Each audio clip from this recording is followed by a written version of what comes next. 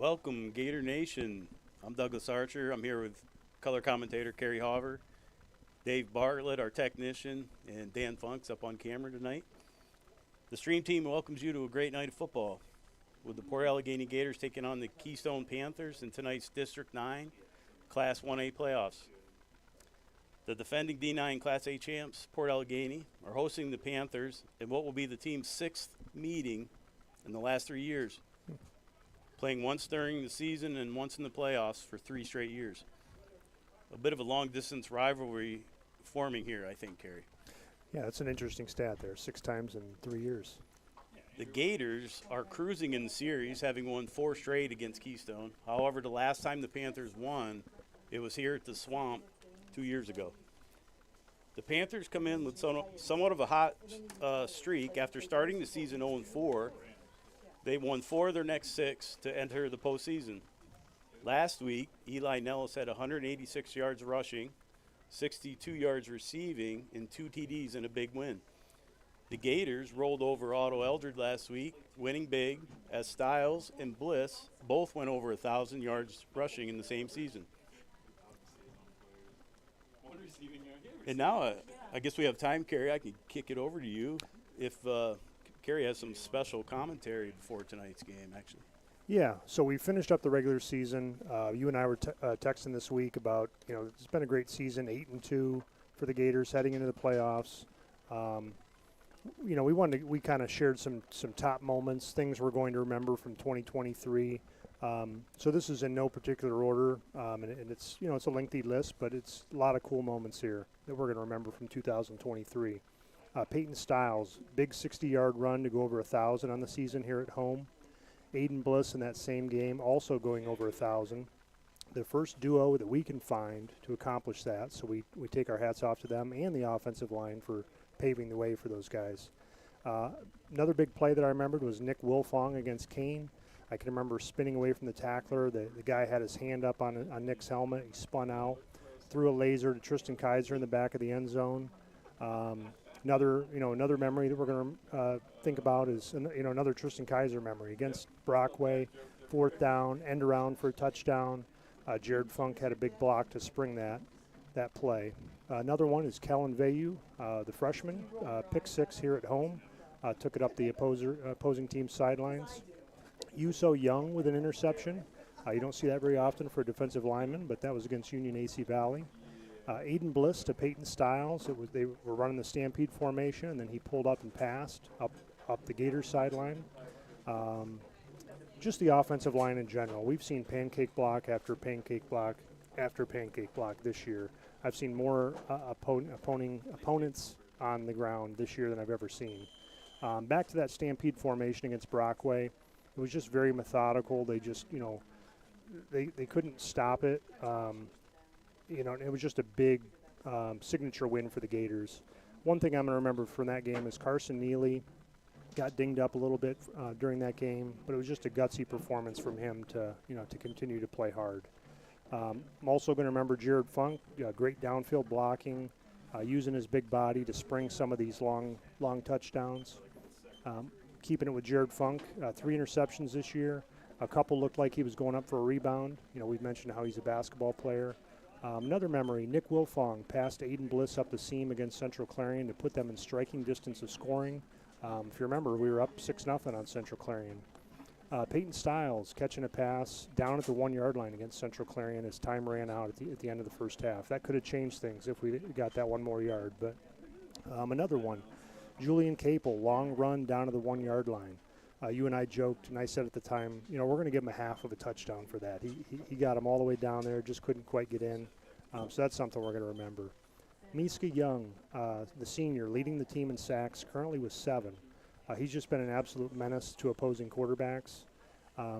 Keeping it with the big dogs, Braylon Button, Austin Freer, Cole Kisco, all with 2-point conversions. So that's been pretty cool to see those guys get involved. Another memory is senior Colton Crow. Just here last week, long kick return against Otto Eldred. We both mentioned, didn't realize he was that fast. That was a heck of a run. Back to the Stampede formation, just getting to see the next generation of linemen. Tyler Philhart, Peyton Yeager, Ethan Tarbox, getting to see those guys come on, be a part of the starting unit. Those guys are going to fill some big roles next year. I talked extensively about the JV game against Bradford. I just thought that was a really cool moment. They were down 26-8 at halftime, came back and won 28-26. Jake Causer had 4 TDs, put the team on his back. Just another special moment. Senior Levi Wilfong snapping the ball all season to his little brother, sophomore Nick Wilfong, the quarterback.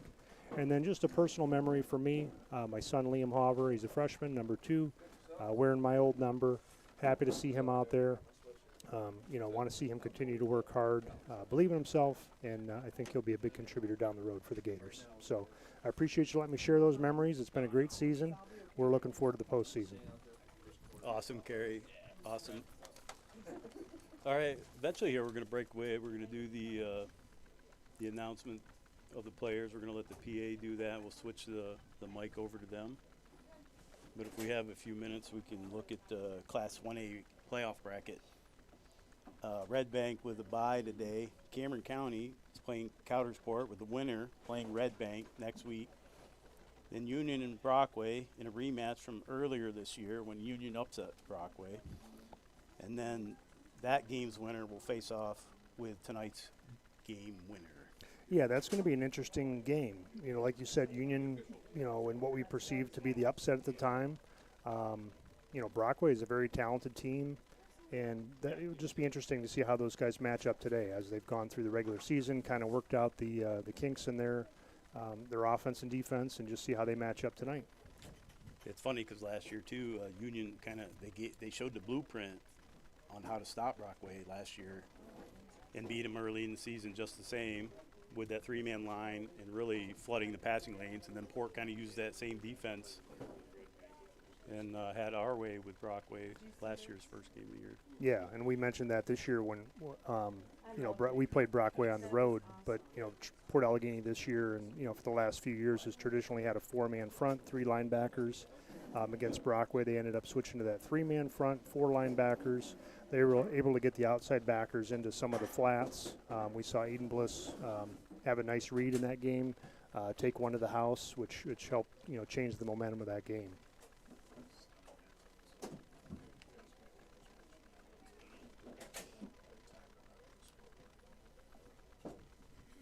Yeah. So another quick announcement. I'll get back to that. We'll kick it over to our PA for. Complimentary admission to this event entitles you to enjoy an exhibition of skills developed by student athletes in an educational setting. Please give them your positive encouragement and support. Booing, taunting, and intimidating the officials and/or opponents is unfriendly and unacceptable. A reminder that Port Allegany High School is a drug-free zone and that all drugs, alcohol, and tobacco are banned on school grounds.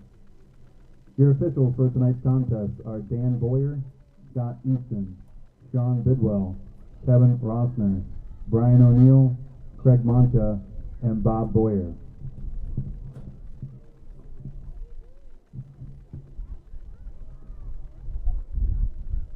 And the starting lineup for the Keystone Panthers.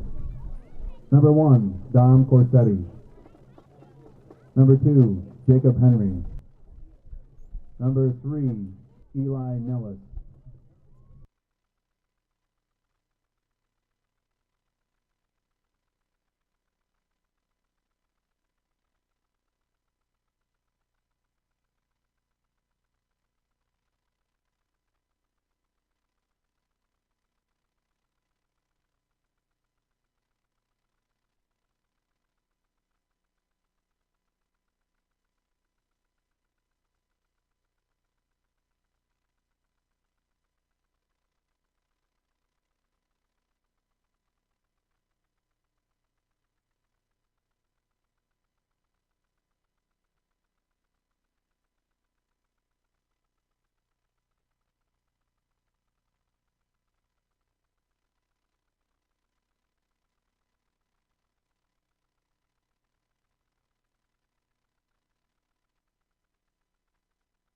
Styles.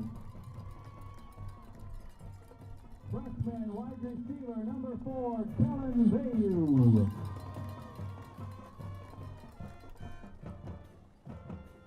Wilfong. Sophomore Sophomore quarterback number 8, Nick Wilfong. Sophomore wide receiver number 15, Tristan Glenn Kaiser.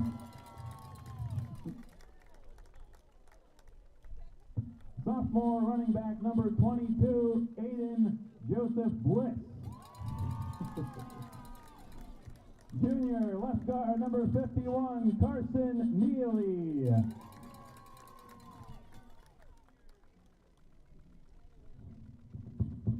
Senior number 60, Levi Wilfong.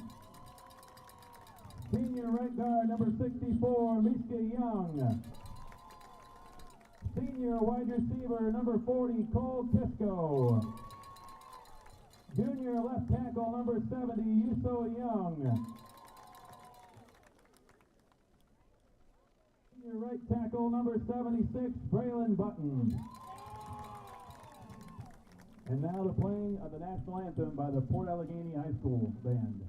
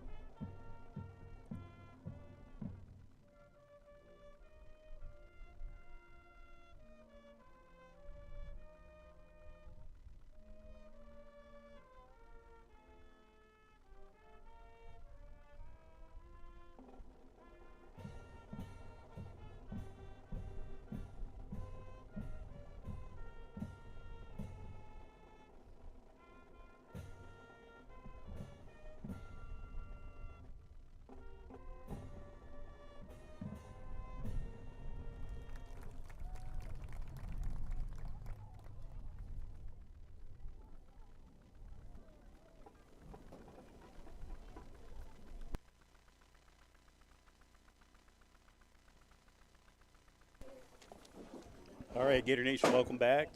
As we get set for kickoff, catching a little wind on the upstairs mic. It's pretty windy up there for the cameraman. I'm feeling for Dan Funk tonight. It's a bit of a breeze and it's a little chilly, but a beautiful night for high school playoff football. And if you're sitting at home thinking maybe you're going to catch the stream, hey, come on down. Come on down, watch this game, put your sweatshirt on. This is perfect weather for high school football. The atmosphere is great. There's electricity in the air, and we're excited. And as Todd Burgess would say, I'd like to quote my friend Todd Burgess, let's get ready for some Gator football. Yeah, I agree with everything you said there, Doug.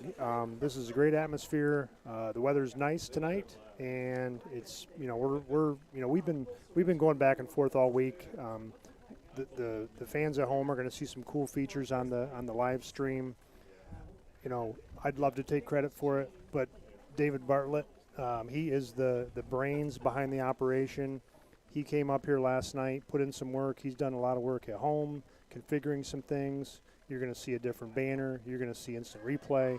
You're going to see all kinds of cool little features, and it's all because of Dave Bartlett putting in the time to figure out how to do that. So we take our hats off to him. Absolutely. Thank you, Dave. I mean, going to be a lot of cool features tonight. And so, if we have a hiccup or two, just bear with us. But we're moving forward with this stream, and it's going to get big. And it's not just football. It'll be any sport we can get the camera to. So basketball, wrestling, the rest of the winter, we should be able to give you a pretty good show. But thanks again to Dave. Keystone has won the toss and elected to receive. Keystone has won the toss and is elected to kick off. So just real quick, I wanted to cover Keystone's season-ending stats here. The quarterback, Corsetti, he finished with 932 yards passing, 10 TDs, 11 interceptions. Nellis had 824 yards rushing, 11 TDs. Weaver added 594 yards rushing. And then their top two wide receivers were Drew Keth and Slogenhop. Yeah, and we saw these guys just a couple of weeks ago. Keystone did score twice, if I remember right, in that game. You know, they were able to succeed with quick screens, tunnel screens, you know, curl routes, things 10 yards and in. I would expect to see more of the same. However, the Gator coaching staff is anticipating that, so it's, you know, it's the ever-going chess match on who's going to do what. So just like waiting for a good movie to start, you know, the lights are going down. We got our popcorn ready. Let's see what happens. It's a beautiful night for football.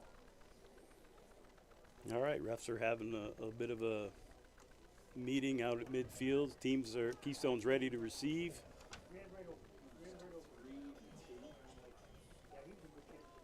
Yes, being a playoff game, how many refs do we actually have down there, Kerry? Man, looks like 7. At least 6, 7.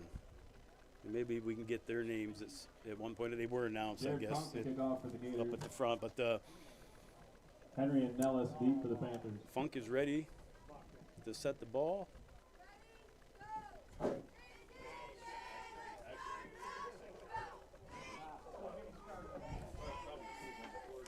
It's a good breeze tonight.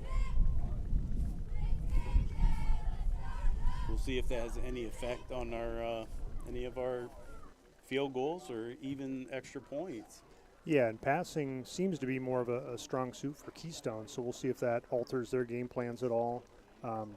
Obviously, they know, and we all know, that the Gators have a menacing offensive line and defensive line, so, you know, winning the line of scrimmage battle, that's going to be very difficult for Keystone, so they're probably going to want to keep it in the air. So as long as the wind doesn't pick up too much, we'll probably see them put the ball in the air the majority of the time. Gators set to kick.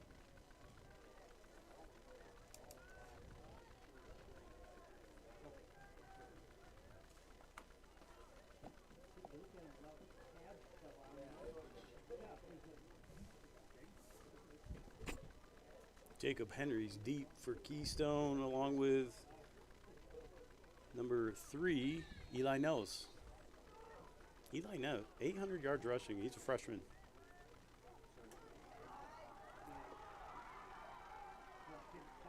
Kicked short. Is that number 15? Jorge Reyes with the return there. Yeah, it looks like Kellen Vayu tripped him up.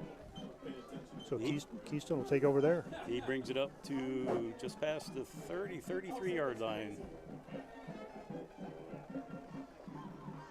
Panthers look to start in shotgun. Jacob Henry in the backfield. Nope, he's going to go down now to the slot. No backs for Corsetti. Yeah, a lot of receivers on the left side there. 3 left. Corsetti's going to keep it, runs left. Gets a couple yards, and he stood up by the defensive end linebacker. Short gain. Easter Young in on the tackle. Yeah, I kind of like the play call for Keystone, going in what looks to be a passing formation, and then they, you know, tuck it and run with Dom Corsetti. I don't want the quarterback taking too many hits if I'm Keystone, so we'll see if they mix it up a little bit here. He's a smaller guy. This time he has a back who helps in pass protection. High pass for 20. Slog and hop. Overthrown. Third down. Be third down and 8 for the Panthers.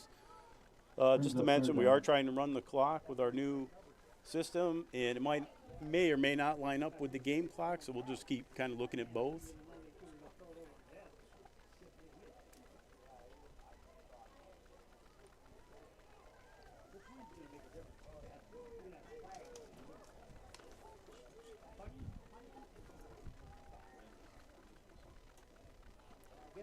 Corsetti nearly intercepted.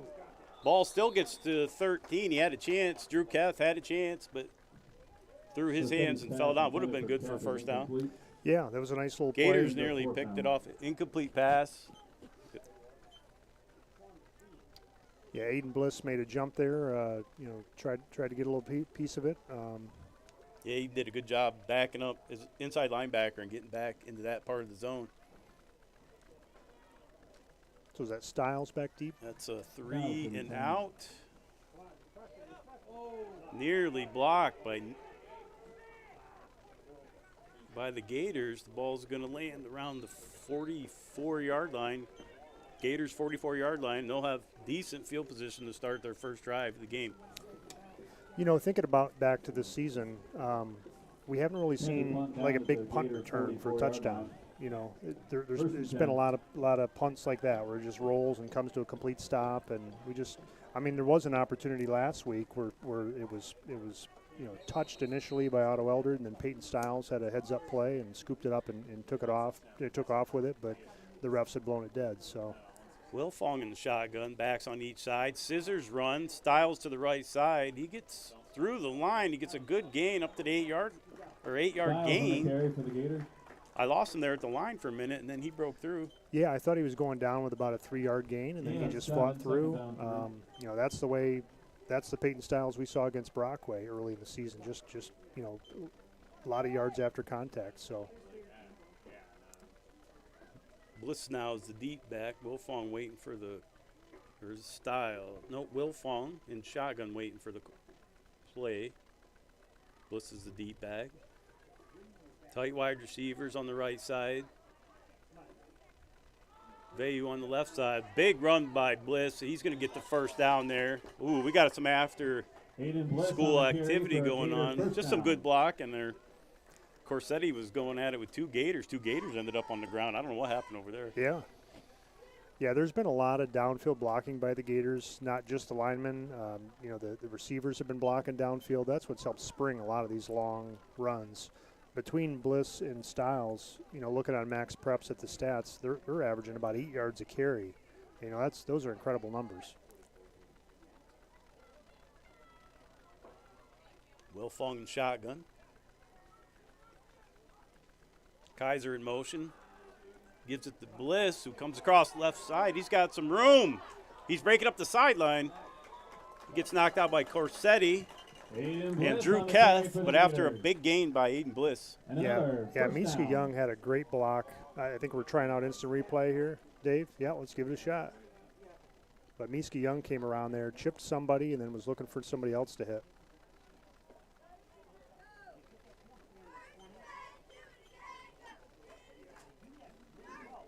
Watch Kaiser come around here.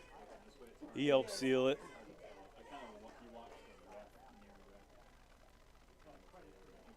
Let's just lose his footing at the end. Nice gain. Nice replay, Dave. Gators in shotgun. Got a Nicholas Jean on the carry. we have a loss of a yard there. Yeah, it looked like Wilfong wanted to flip it to Bliss there, but the Keystone guys were just closing in too hard, too fast, so He ate it. just had to tuck it and live to see another day. Wanted to get back to what you were saying about the punt game. I think in high school football, if kids could kick really well, you'd see more good returns. But the fact that they're always short kicks, they almost always bounce, that almost eliminates your chance for that good return. So I think having a great punter may be a good thing for the defensive side of the ball or the kicking team. Yeah, and Braylon Button's done a good job for the Gators this year punting. Quick pass out to Stiles. He's got room. There's nobody in front of him. He's going to get in the end zone. Peyton Stiles catches a short pass and just breaks it up around the right side. Touchdown. Yeah, that was good of Peyton to split the defense there. We thought he was going down early. I did. Keystone had a chance there right at the line of scrimmage out to the outside. And Stiles just planted his foot and he's gone.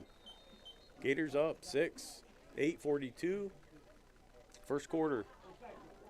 Funk's looking to make the extra point just as the stiff breeze blows through the window and blows our papers around. See if there's a breeze on the field here, Funk. Ooh, Keystone may have come off sides. Gators are going to go for 2 immediately. That was the plan all along. I think they gave him a hard count there. The Panthers. Yep, so we see some of those fresh bodies coming on. We see Ethan Tarbox coming on, Tyler Philhart. Gators will go for 2 now. Who else came on there? So, Kerry, is it the placeholder that's calling the cadence down there? It's not the kicker, right? Yeah, usually it's the placeholder. So, nice job. Nice hard Is that count. Nick there? I think Nick is the holder, yeah. So he naturally can do it as the quarterback. Yeah, just a And he little did a good inflection job. in his voice. Gators will go for 2. They're in the big stud formation. Bliss takes it, goes left, and he's in standing up. 2-point conversion's good. Gators will go to 8. Yeah, Carson Neely went in motion there. I think that's just a nice little wrinkle that the coaching staff's come up with that we might see down the road. Just to add that little bit of extra momentum. So this would be a good time at the beginning of the game. Just want to announce the cheerleaders. The only senior is Lily Babcock. We also have Willow Babcock, Savannah Hart, Stephanie Alcock, Trinity Hamilton, Serenity Schroll, Kaya Yenser, Mila Senna, Hannah Wirtz, Vanessa Bear, Elena Reinhart, Destiny Jimerson, Lillianne Reed. Coaches are Terry Austin, Alexis Reed, and Madison Kotwitz.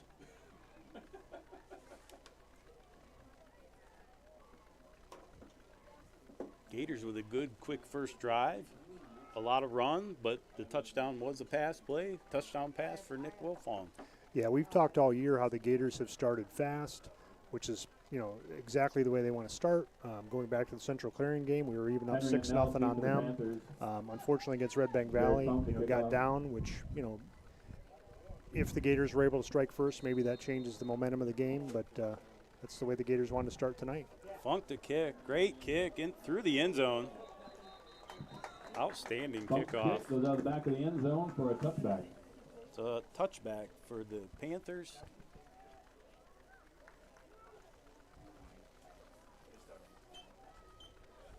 The field looks gorgeous tonight, Gary. It does. It looks dry.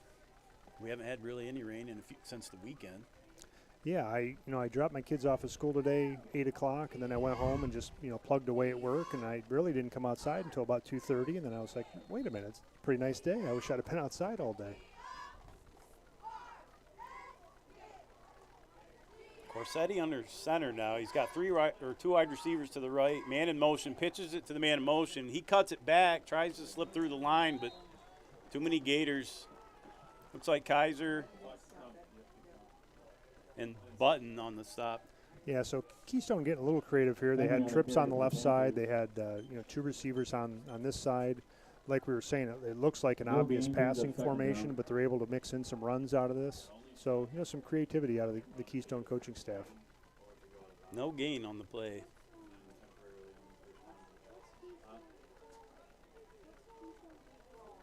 Corsetti and shotgun.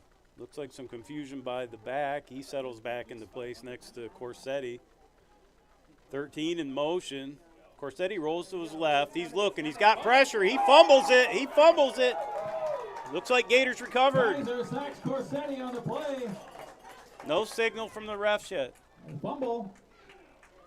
Recovered by Gators. Gators ball. Yeah, Tristan Kaiser just showing his speed coming off the edge here on a blitz. Big play by Tristan Kaiser. He showed his speed and athleticism there. Quick look at the replay. Yeah, Kaiser's speed is, he came in last year as a freshman linebacker, and they blitzed him quite a bit. His speed is outstanding.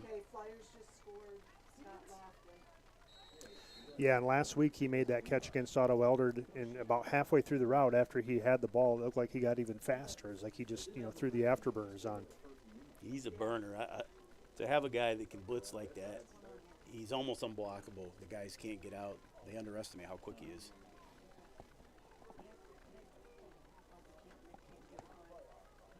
Gators now, great field position.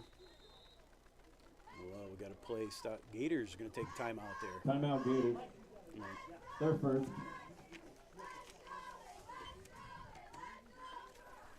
So if you were listening last week, I'd like to talk about various topics, and we talked about, Port Allegany, Rowlett, and Turtle Point being, the players that make up, Port Allegany School District. And I mentioned a story about how originally we thought Rowlett was going to go to Cottersport back in the day. That didn't end up happening. I had 3 different people tell me completely different versions of the story, so I'm not sure exactly what happened. But in consultation with Lori Chase and Pat Warnick, this is the list. This is an unofficial list. If you are a Rowlett player and you aren't on this list, I apologize, but this is what we came up with. Texas.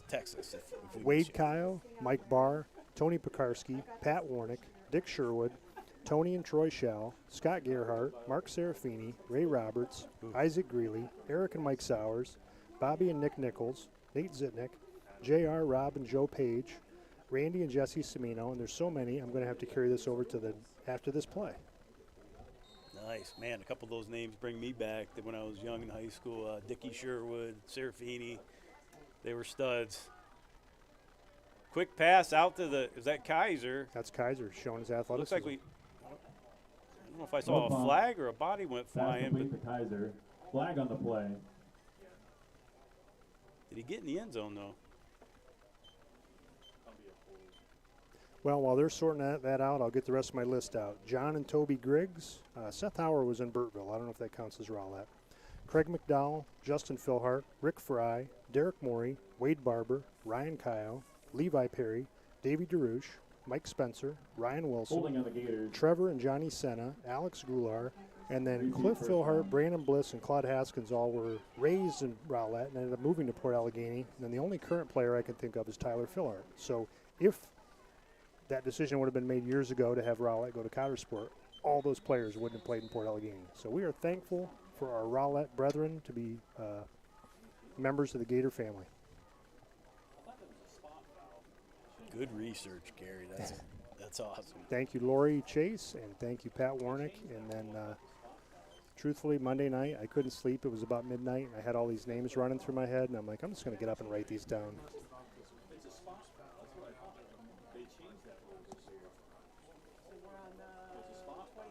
So we're going to do a spot foul here. I didn't see what the call was. See what down distance we're going to have here. I guess, Gary, next we'll have to do Turtle Point. It might be a shorter list. Yeah, I think it's bit going of to be a shorter smaller list. village, Yeah. but some all-stars come out of Turtle Point. I First know and that. 8 for the Gators. All right, Gators so have we're a looking little at tight bunch formation here. Kaiser in motion. He handed off to Bliss again, working left side. He's got a gap. He's going to get to the end zone. Touchdown. Aiden Bliss. Yeah, that was an impressive run. I thought he was going to get hit about the 5-yard line there. We'll see the replay here in a second, but you know, Aiden just showing how great of a running back he's turning into. 7 minutes to go, 39 seconds in the first quarter. Gators lead here right now, 14-0. Looks like, see how that's Funk out there. Yep, they're going to go for the extra point.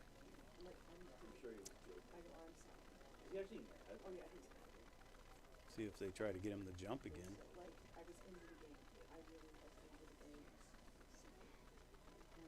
Kick is off. It looks good. Extra point. Funk with his first extra point of the night. The Gators lead now, 15. 7:39 remaining in the Panthers first quarter. 0. Gators lead 15-0. Right now, Kerry, yeah, the Gators are running at will. I don't see the Keystone front line making any headway through the line. They're all getting pushed back. No, the Gators aren't getting touched in the backfield. They're not even getting touched when they get through the line. Yeah, the Gator offensive line is doing what they've done all season long, opening up holes for Peyton Stiles, Aiden Bliss, Tristan Kaiser on occasion. You know, this is exactly what we want to see if you're a Gator fan. I like some of the short passes. I just think this is, I don't want to say practice, but you kind of want to, you know, add that to your arsenal as you move further into the playoffs. So I like to see the short passes, the quick screens. I'd like to see some of the seam routes. You know, one of the big plays that I mentioned from earlier in the season, Aiden Bliss against Central Clarion on that seam route. That's been open. We saw last week against Otto Eldred, Tristan Kaiser on the, you know, I don't know what kind of route it was, but it was up the middle of the field. So I'd like to see a little bit more of that. Keystone is going to have to put more bodies in the box. They have to get serious about stop and run. The ball's caught. They run a little fake reverse. And he's fighting, finally goes down, but a nice little fake reverse there. That might have worked. Cameraman, go with it. That was a pretty good fake reverse. I think eventually we'll see the evolution of that will be an actual reverse. I think they should have went with it. I think that would have got something there. But now they've showed it, so. Well, I haven't got any text messages yet that, hey, you forgot me off the list, so that's good. Corsetti rolling to his right now, finds an open receiver, can't hit him in the hand. That's number 20, Drew Slogenhop, trying to get Slogenhop going. The ball's just off the mark. Yeah, he was open. That's a tough pass for a freshman quarterback in high school. We see, as a Buffalo Bills fan, I see Josh Allen do it every week, and sometimes he makes a mistake, but that is a tough run, whether you're rolling left or right, and that's a tough pass for Corsetti. But they might have to flush him out of the pocket a little bit to make some plays. I like the idea of them moving him out of the pocket. No, he's throwing deep. He's got a man. It's intercepted. Capel just played center fielder. And he was right on the spot. Capel with a nice big interception. He'll be down at the 45-yard line, Gators 45. Yeah, the Gators came in as a team having 19 interceptions. It was kind of funny to see tied at 3 apiece. Capel, Funk, Bliss, and Vayu. So Capel takes the lead now with 4. Take a look at the replay here, folks.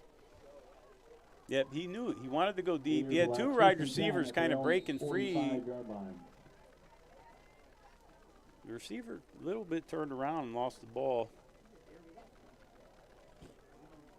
As you'll see on our new screen there, we actually have a timeout showing. You can see, which is a nice little addition. Gators now. Bliss in shotgun. He's going to keep it. He runs right. Patient. Keystone comes down, takes his feet out. That was Jacob Henry with a nice job tripping him up. Yeah, that's got to be a scary sight. You see Carson Neely going in motion now, getting up to speed quicker. I wouldn't want to be on the other end of him colliding with me. So, but that's good for the Gators to put him in motion, get him moving.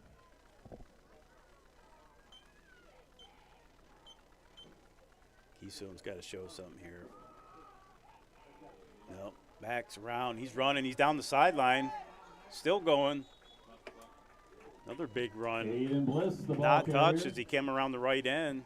Just goes down the sideline. And another Gators line doing outstanding blocking here, Kerry.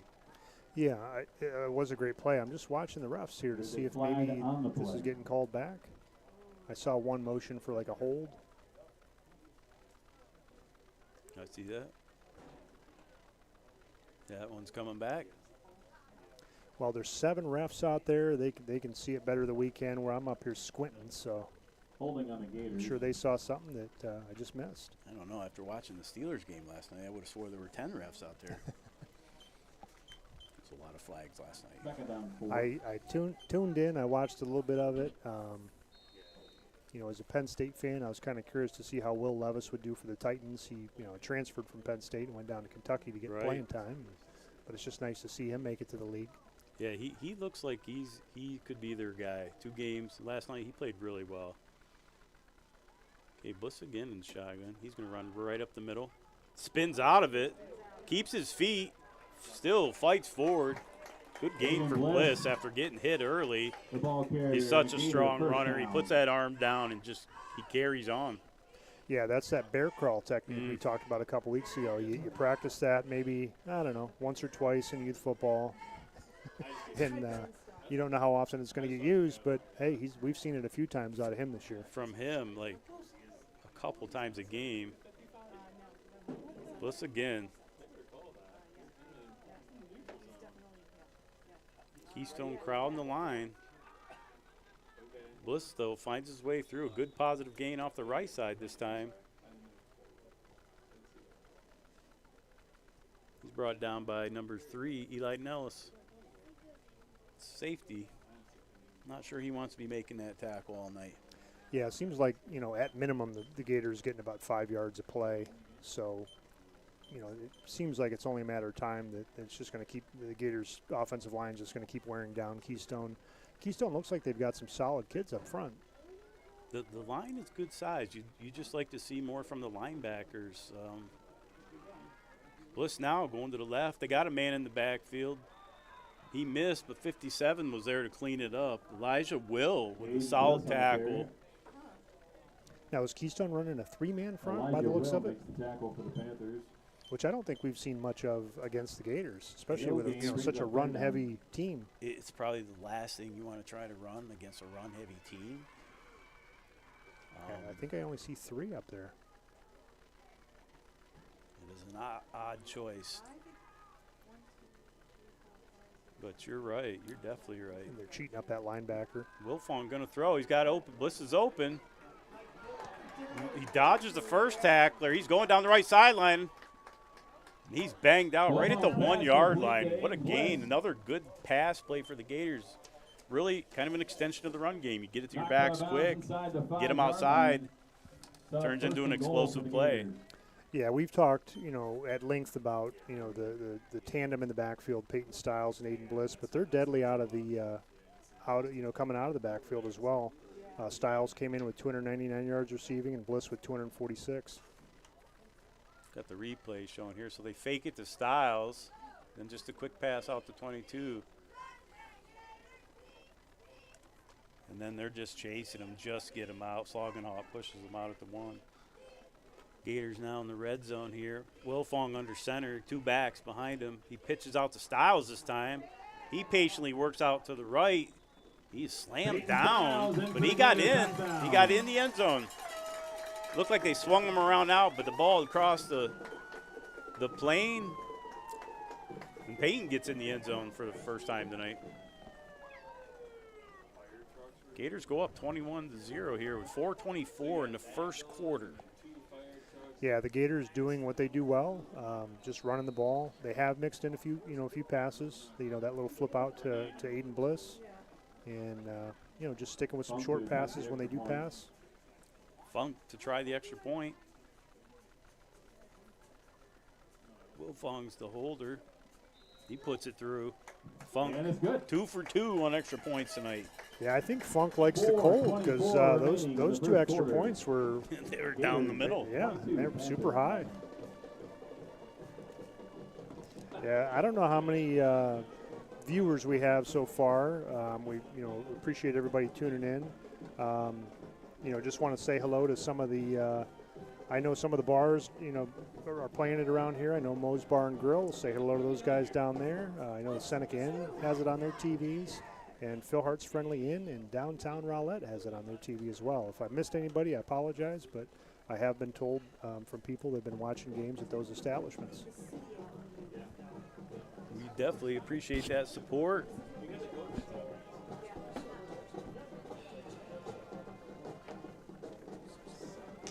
Yeah, we'll take Carrie and I take any text at all. If you guys are hearing us and want to give us a thumbs up, thumbs down, we'll take it.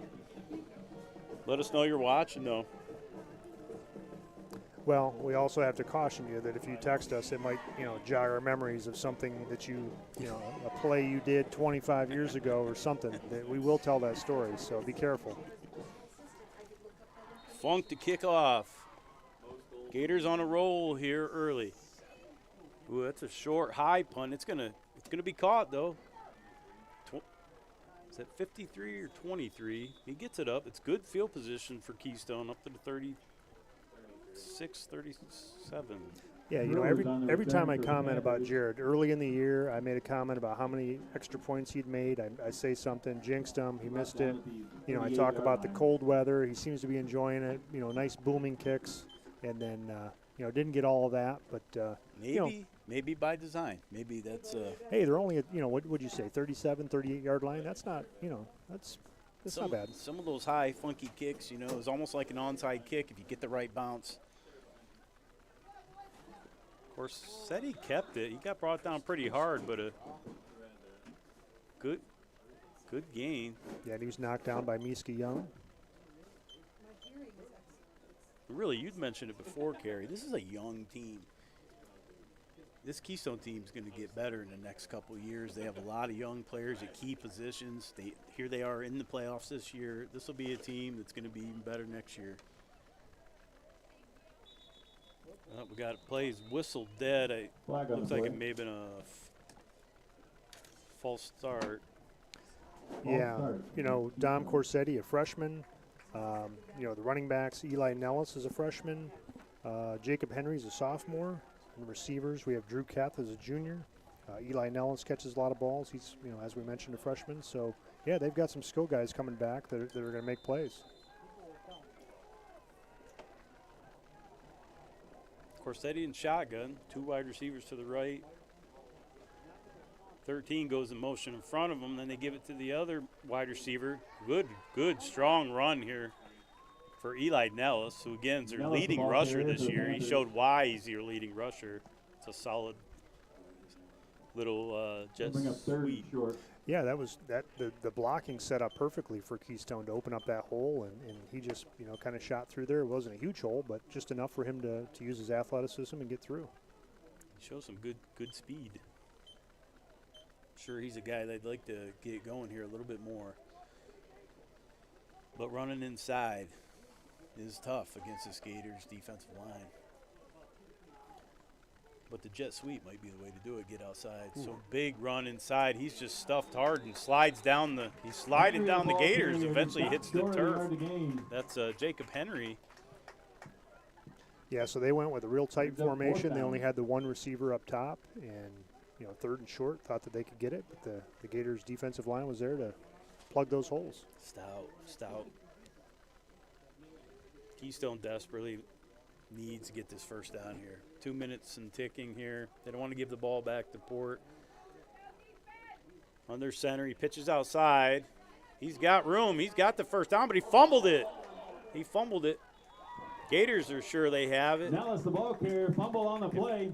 The player, it is Recovered Gators by the football. Another fumble for Keystone. That's a costly one. He had the first down. Yeah, that was a nice athletic run by Eli Nellis. Unfortunately for Keystone, ball ended up in the Gators' hands, but I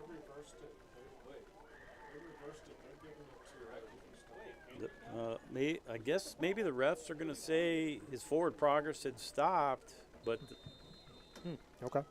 Correction, Keystone maintains possession.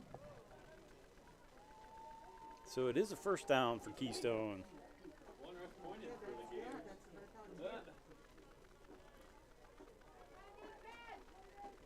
So that's a big first down for the Panthers. Quick pass. He's got a man. It's going to almost intercepted. Ball was Borsetti's pass tipped and incomplete. Yeah, Tipped. Capel, the new team leading interception leader, almost had another one. He did it. I mean, as a defensive back, you're salivating when those balls get tipped. It's like open season. Let me get it and take it back for 6.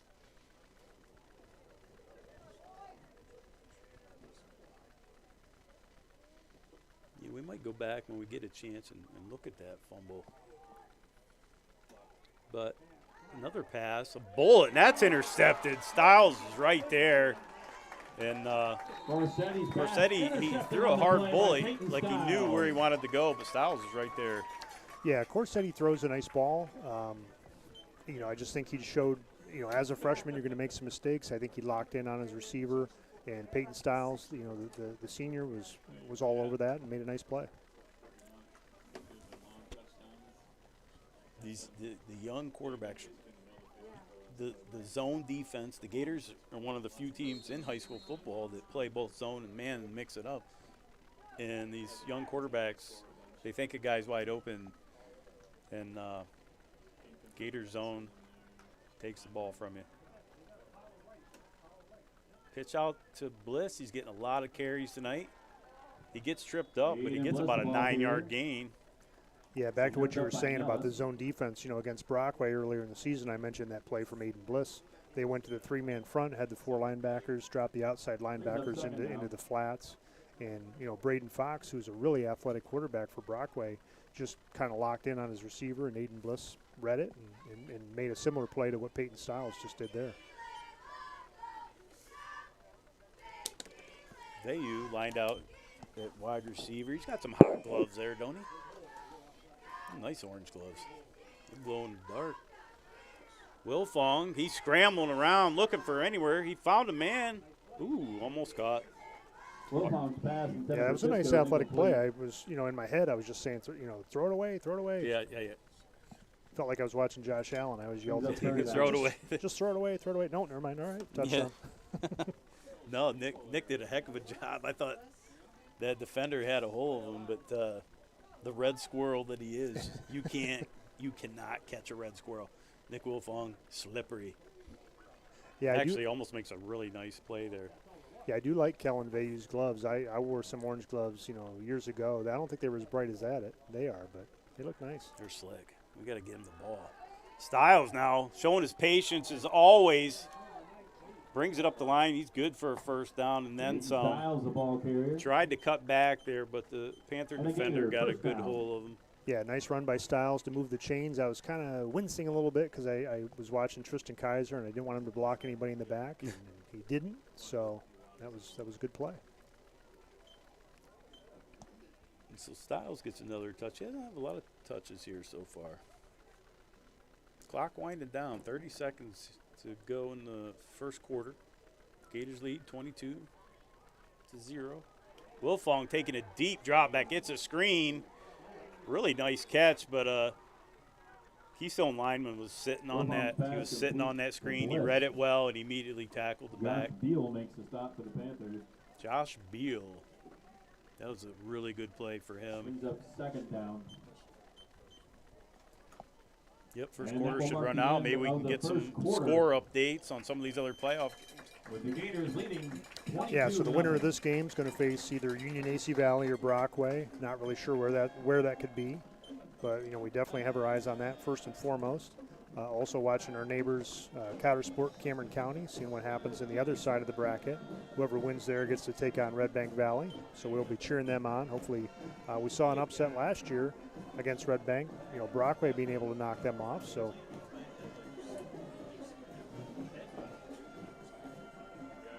Union, okay, Union score update. They are up 8-0 over Brockway.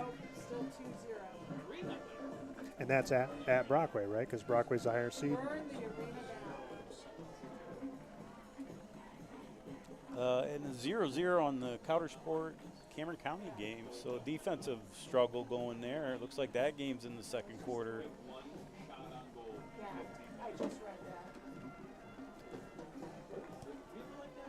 Yeah, Dave Bartlett's got about 9 different things going over there. He's got to man. keep track of the score. He's A got lot of screens open. Instant replay. He's checking on the other games. He's doing a great job. I think you're going to need another screen. You know it? Another screen. The possibilities are exciting with the stream. Gator Network. Yeah, and we were talking. Decent crowd out tonight. We wish there was a few more people here for a playoff game. We appreciate the streamers at home watching us. Come watch the game in person. Go home like I do after the game and watch the stream and critique Doug and I and see how we did. That's what you got to do. You can totally mute it, All right, Styles with the carry. Oh, horse collar. It was pretty obvious call there. On the That's a play. dangerous way to bring a man down, but Peyton got up okay. Yeah, and I see Carson Neely getting up gingerly, so hopefully he's okay. And a Keystone player as well. I see that. I Personal understand. foul on the Panthers. It's not Yeah, like no, it's that is first intentional down. though, Kerry. The guy's he's grabbing whatever he can grab. Peyton was ready to take off. You grab what you can grab and you pull. Yeah, I can remember as a sophomore, not to tell stories from the old days, but I can remember playing Youngsville here, and I dove and just was able to grab the back of a guy's jersey. I don't think it was a penalty back then, but No, I mean, you go to the NFL, there was a guy that he kind of, it was his tackle, 10. Joey Browner the for the Gators at the Vikings. 12 They called him the yard line. Cobra. That's how he tackled everybody. And he got a hold of you there, you were going down. that's a great nickname. The Cobra, because, the way he struck him. So Wilfong with Bliss. He's going to give it to Bliss to the left side. Got a lot of blockers out in front of him.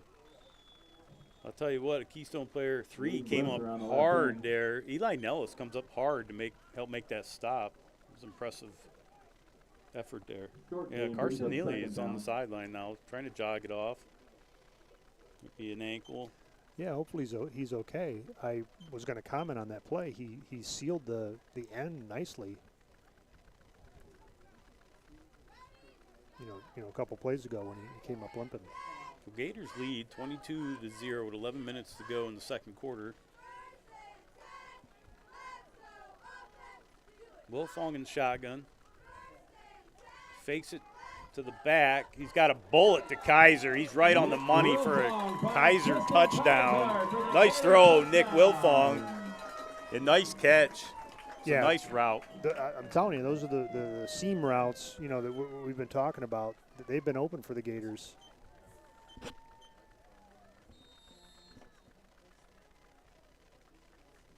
Gators go up 28-0 here with 10 minutes to go. We can get a replay on that after the extra point. Get another look at that gorgeous pass. They're running another man out, so Carson's still on the sideline, so you got to find your replacement on your special teams, and they do. Funk got his kick blocked. We're 55 has had enough, and I'm going to let Kerry say that one again. Yeah, so last time we played Keystone, we mistakenly called him Brock Champlouvier. We kind of Frenchified his name, but we found out that it's Brock Champlouvier. Thank you to Mr. Savinsky for getting the pronunciation for us, which brings me up to what I'm calling the 2023 Doug Archer all-name team. Started off against Smethport. Jonah Gano was his first player that he put on the team. Another one he liked was Reese Pachakis from Kane. We played Brockway on the road, but Jendi Coelho was another great name. Last week, Tyler McElhatton from Otto Eldred, and now Brock Champlouvier, the 5th addition to the 2023 Doug Archer all-name team. The truth is, I like saying all those names except for the last one. And I said it like 10 times before we went live, and then I look at the name and it leaves me. Heck of a player, though. He was a good player last year for those guys.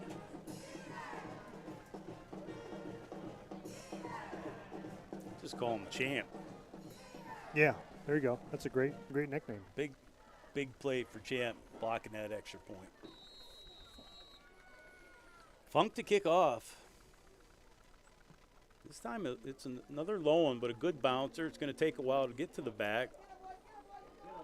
He's bringing it right up the middle, though. Not a bad return. Loses his feet a little bit, tripped up.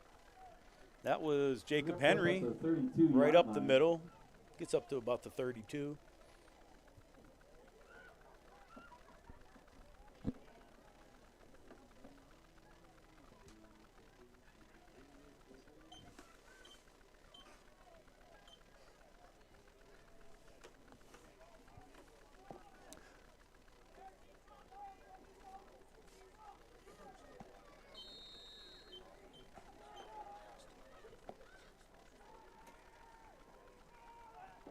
Quick pass, got some yards here. He's got a nice run for Slogenhop. Corsetti's pass complete to Slogenhop. Nice big play for Keystone there. That's what they're looking for. That moves the chains for the Panthers.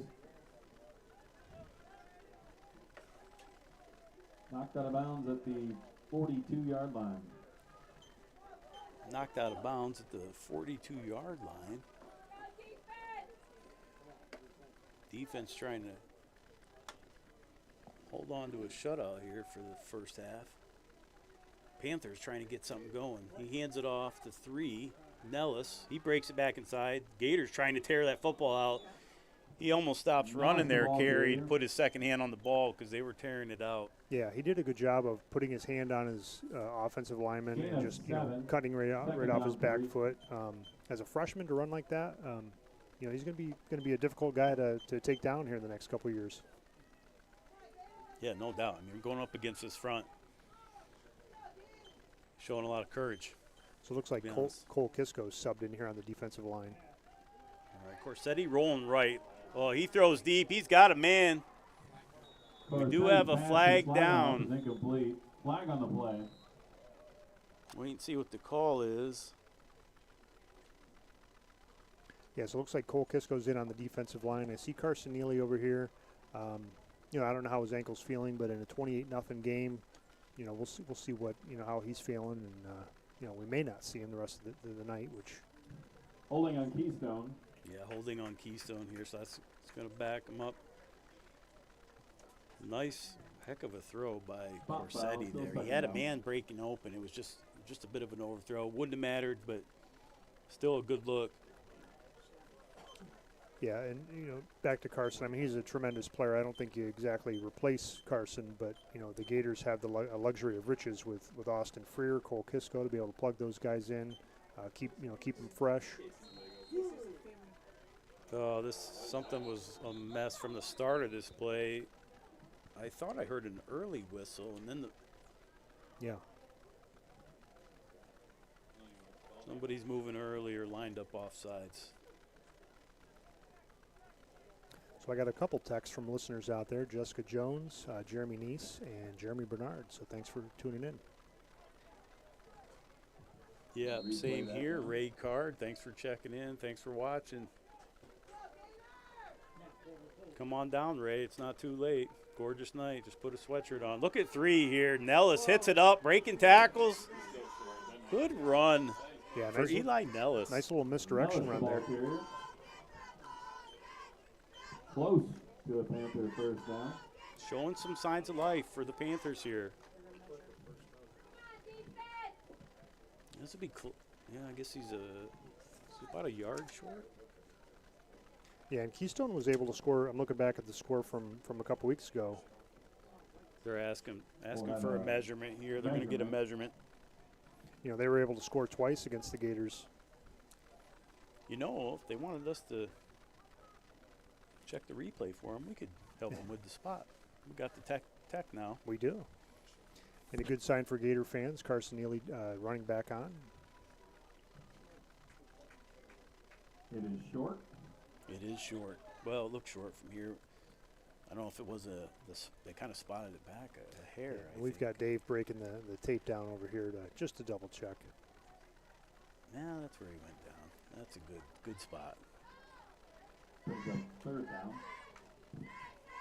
So they're going to have 2 cracks at it here to try to push it over a yard, which isn't an easy task against this defensive line. But no, you don't want to really run up the middle on them. You're almost forced to go outside, but anything you do. Fake, nice fake. He's got an open player there. Was that Miska? Miska just knocks it away like J.J. Watt. Miska SWAT. Yeah, I like that. Miska SWAT. Yeah, that kind of like that. Yeah, Miska put his paw up there and knocked that down. I like the call. It was the receiver actually was open. He may have been able to turn and get the first there, but great play by defensive end. Yeah, and I was thinking that maybe we would see some more misdirection there. Give it to Eli Nellis. Ooh, false start there. The whole left line moved for Keystone. False start on the Panthers. Yeah, that's not what you want to see if you're a Keystone fan. They swung some momentum back. 4th and 1. Yeah. Even on that last play, had an opportunity there. Now it's going to be 4th and 6, and it just makes it that much more difficult against this defense. So we got a timeout here by Keystone. Still in good field position. They'd like to do something with this possession. You want to dig deep in your playbook. Yeah, I thought, 3rd and 1, I thought maybe they had the opportunity there for misdirection. 4th and 6, not saying they can't do it, but, maybe they would catch the Gators off guard. So just a quick look at our viewers. We've had up to 609 viewers already. That's kind of what you're looking for with a playoff game. So thanks for listening. Stay tuned. Gators rolling so far. Keystone trying to put a drive together to get some points on the board. Yeah, we appreciate what Dave has brought to the broadcast tonight, the cool new features, graphics, things of that nature. Had a great conversation with Mr. Buxton, our superintendent. Very supportive of the broadcast, all the things that we're able to accomplish here.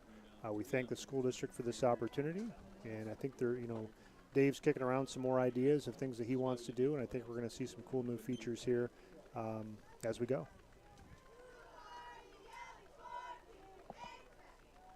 So 4th down and 6 here.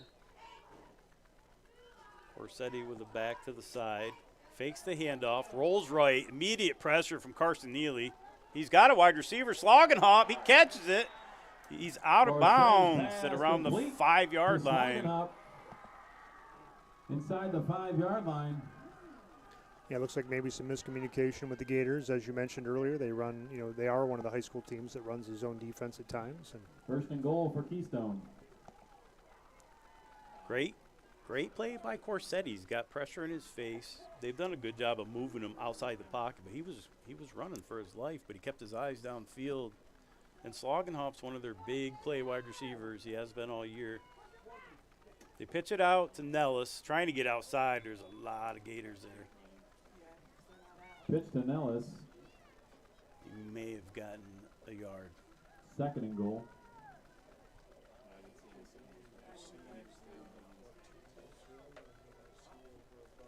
wow. Yeah, quick score update. Dave's giving us some updates here. Union up by 2 scores right now over Brockway. Brockway, though, they can be a quick strike team. So, but that's a game to watch and follow. Corsetti fakes it to Nellis, but nobody buys it, and he tries to keep it up the middle, but Corsetti, the keeper, the entire defensive line collapsed lost on on him. the play. Yeah, back to that Union AC Valley Brings up Brockway third and score. goal. I think as a Gator fan, you're kind of pulling a little bit for Union AC Valley. I just think we match up better with them. Brockway had some great speed, and I think we handled them from start to finish down there. But if I had my choice of the two, I would take Union AC Valley. So that's an impressive start, at least, for them. So 3rd down and goal. Fake to Nellis. Gives it to the other back. We got another fumble here. Yeah, it looks like Carson Neely made the initial contact. Gators ball. Holy smokes. Another fumble for the Panthers at a critical time here. And again, the defense stands tall. They're taking the ball away tonight. Yep. We're going to get a look at the replay on that one. Yeah, so this is going to be dangerous at the 2-yard line. No doubt. Now, Keystone hasn't really showed much of a blitz pressure, but now might be the time. What's it going to hurt, 8 minutes to go here in the second quarter. Gators lead 28 to Keystone 0. Wilfong and shotgun, both backs at his side. Looks like he took it inside here. He cuts it back. Bliss cuts it back, and he's going up the left side here. He's looking for a 99-yarder. Aiden Bliss, the ball carrier. Still, good gain for Bliss. And a Gator Yeah, being at the first down. 2-yard line, doing the math, potential 98-yard play. I can remember back to, I think it was the 2011 team. When they made that they won the district that year. There was a pass to Trevor Neal, and he took it 98 yards to the house. So there's a little trivia question there for you. Potentially the longest play in Gator history. Maybe there was a 99-yard play there that I'm not aware of, but. Well, I can tell you the last time Keystone beat us was here on this field, and I believe they had 2 90-yard plays and would end up winning that game. Wow. In a shootout, including last play of the game. Look at this run by Bliss. He refuses to go down. And that arm, strongest arm in D9, I think. He refuses to go down. Holy smokes, he gets 10 yards with 3 appendages touching the ground. Aiden Bliss, a sophomore. Eli Nellis, a freshman for Keystone. So we're going to be calling some of these names for years to come. Will Fong pitches to, who is that? Is that Styles? Styles got a lot of room. He's going to be out past down to the 34-yard line. Nice run, Peyton Styles. Yeah, great run by Peyton. Lead block by Miska Young. Just, trying to get out there to get his hands on somebody. And I think that was Slagenhop that was able to, get away from him and force Styles out of bounds. The Panthers start getting used to this, the Bliss, more of the pounding. Then all of a sudden, here's Styles coming around the end. Hitting that speed, they do it again. He goes to the right side. Great block. He's got room. He's going to be tackled again, the ball by a Keystone player who remains down, actually. He's getting up slow. That's Jacob Henry with the tackle. He gets up. Looks like he's okay. Yeah, that's that cross sweep play. You mentioned like a scissors style play, and Yuso Young made a great block on this edge here. chains yet, and they've already decided, no, first. Yeah, Gators going to the line quick, keeping this up-tempo run game going. Both backs in the backfield. Pitches it to Styles. He fumbles it. Ball's on the ground. Keystone picks it up. He's going to run with it. Styles fumbles. That's our guy, Brock Champ. Recovered That's on the play champ, by yep. Brock Champ The Lavier. champ. He wanted to run that back, and now he is down, though. He's Yeah, I down. hope he's okay. That's a lineman's dream right there. We talked about it. I don't know if it was last week or the week before about coaches yell at you to just jump on it, but that's a lineman's dream. So we hope he's okay. I mean, it's in the backfield. You're in the backfield, so there's only a couple guys back there to tackle you. If you can pick that up, you have a real chance. See how it. Yeah, Payton's looking for it. He can't find it. Then 55 comes in. Yeah, he took a helmet to the midsection. Yeah, I got a few more texts that I just want to mention. Thank some listeners. Lisa Saltzman Ferraro, cheering on her brother Chad and the Gators. Andy Rifle, a Hubber turned Gator. I don't know if he'd let me say that, but we appreciate your support, Andy Rifle. And a couple special people in my life, my Aunt Teresa and Uncle Steve, Teresa and Steve Callahan from Myrtle Beach, made the trip up, not specifically for this game, but they're at the old farmhouse, and I'm happy they're tuned in. Also, my Aunt Mary and Uncle Joe Horning from Mason, Ohio. They're also in town, so I just got texts from them. I appreciate them listening. Cool. Yeah, the texts are coming in. Crystal Thomas, thanks for listening. She said she loves the new graphics, Dave. Nice work. Graphics are awesome. I like the touchdown thing. Yeah, the amount of time that Dave put in this week, I don't even want to estimate. He was texting me, and I was just, everything he sent me, I said, hey, I agree 100%. Whatever you want to do, I just don't know how to do anything. So. Yeah, player remains down here. Guys are taking a knee, both sides, but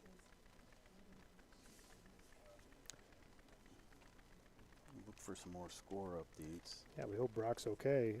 Hoping that was just a wind knocked out of knocked out of him or something like that. Hoping it's nothing serious. Yeah, actually, he's already rung up two pretty big defensive plays there. So that's a fumble recovery and a short return, and then he blocked the extra point.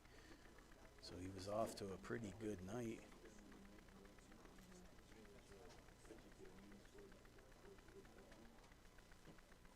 Yeah, Coudersport and Cameron County look to be at halftime with the score still 0-0. So, and Brock is up. He's walking off now. Gingerly, they're getting him off the field. That's good to see.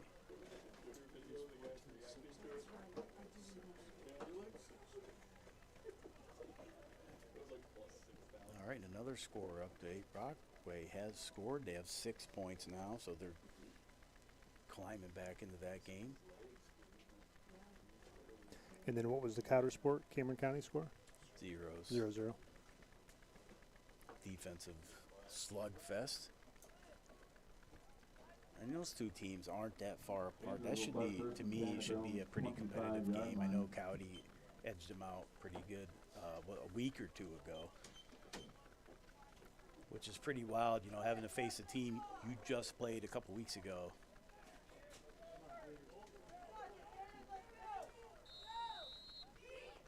All right, so Keystone quarterback and shot. Kaiser with the blitz from the right side. He's coming backside, but he can't get there. The ball is thrown, but it's short. Skips to the receiver. Incomplete. Yeah, again, they roll Corsetti out to the right. Like I mentioned earlier, you see that all the time in the NFL. That's still a tough throw, no matter the level, but especially for high school football. But that was was a nice throw. I mean, I like the idea. Get him out of the pocket, but at that point, then you're only reading one side of the field, which is probably enough for a young quarterback. But try to get him out away from those defensive linemen. Yeah, Gators bringing it. This time Bliss blitzes. Great coverage, outstanding coverage there. Yeah, and scheme-wise, I mean, if they're going to continue to roll him to the right, as he's a right-handed quarterback, they've got Tristan Kaiser chasing him from behind. You know, I don't know if maybe they want to Third flip down. that to the other side and have Kaiser, you know, running right at him. I mean, that would make Corsetti make a decision very quick. Yes, and he has consistently rolled to the right. Great coverage, though. That Wilfong over there, he ran the route ahead of the receiver. There was no chance there. Stride for stride with him. Yeah, Keystone definitely is trying to sling it. I mean, looking for a big play. Fake that run across the side. Does kind of a screen play. Great catch, but the Gators are sitting on that little screen. And that was Styles with the tackle. And Nellis. He's jogging. Styles gets up and runs right back to punt return. Yeah, he definitely knew it was third and long because he made the tackle and then he immediately jogged back to field the punt. Keystone hasn't punted, have they? They've turned it over every time. They had that one. That's when I was talking about how we just haven't Oh had yeah, a long the punt very return. beginning. Yep, they've turned it over every series since. So now's your chance, Styles. That ball's again. It's going to bounce short, but he's going to be able to pick this up and take it if he wants. He decided to wait. Keystone's going to down Punt down it. by Great, Henry great at the bounce Gators' for Keystone. 26 Turns into yard an line. outstanding punt. Jacob Henry downs it. Yeah, I thought that was going out about the 50-yard line, and then it just I think once that bounces early, Styles has a chance to just grab that on the run. And you could almost see him thinking that. But then it bounced too many times, But and then he's like, I am not picking this up. And But getting then hit." I think he was also thinking, man, if I screw this up, I'm not sure I want to get, you know, Come to the sideline now. a lot's running through your head at that moment. He did have that recent fumble. That's probably in his mind. He ain't doing that again. The Gators now, as they continue to rush, I have some other stats I want to bring up about another kind of milestone these guys are looking at. So Styles, great block. Not Styles, but Bliss. Oh, he's Bliss gone. is all alone. He's going to score. What a run. So that was at the Ooh, With a 74-yard touchdown. 74 74. yards. that might be the longest one for the Gators this year. I think I'll mention it now. These guys, they're pushing up on another milestone. Not that we have, you know, stats going way back, but we're looking at all-purpose yards. And I'll tell you where they were coming into this game.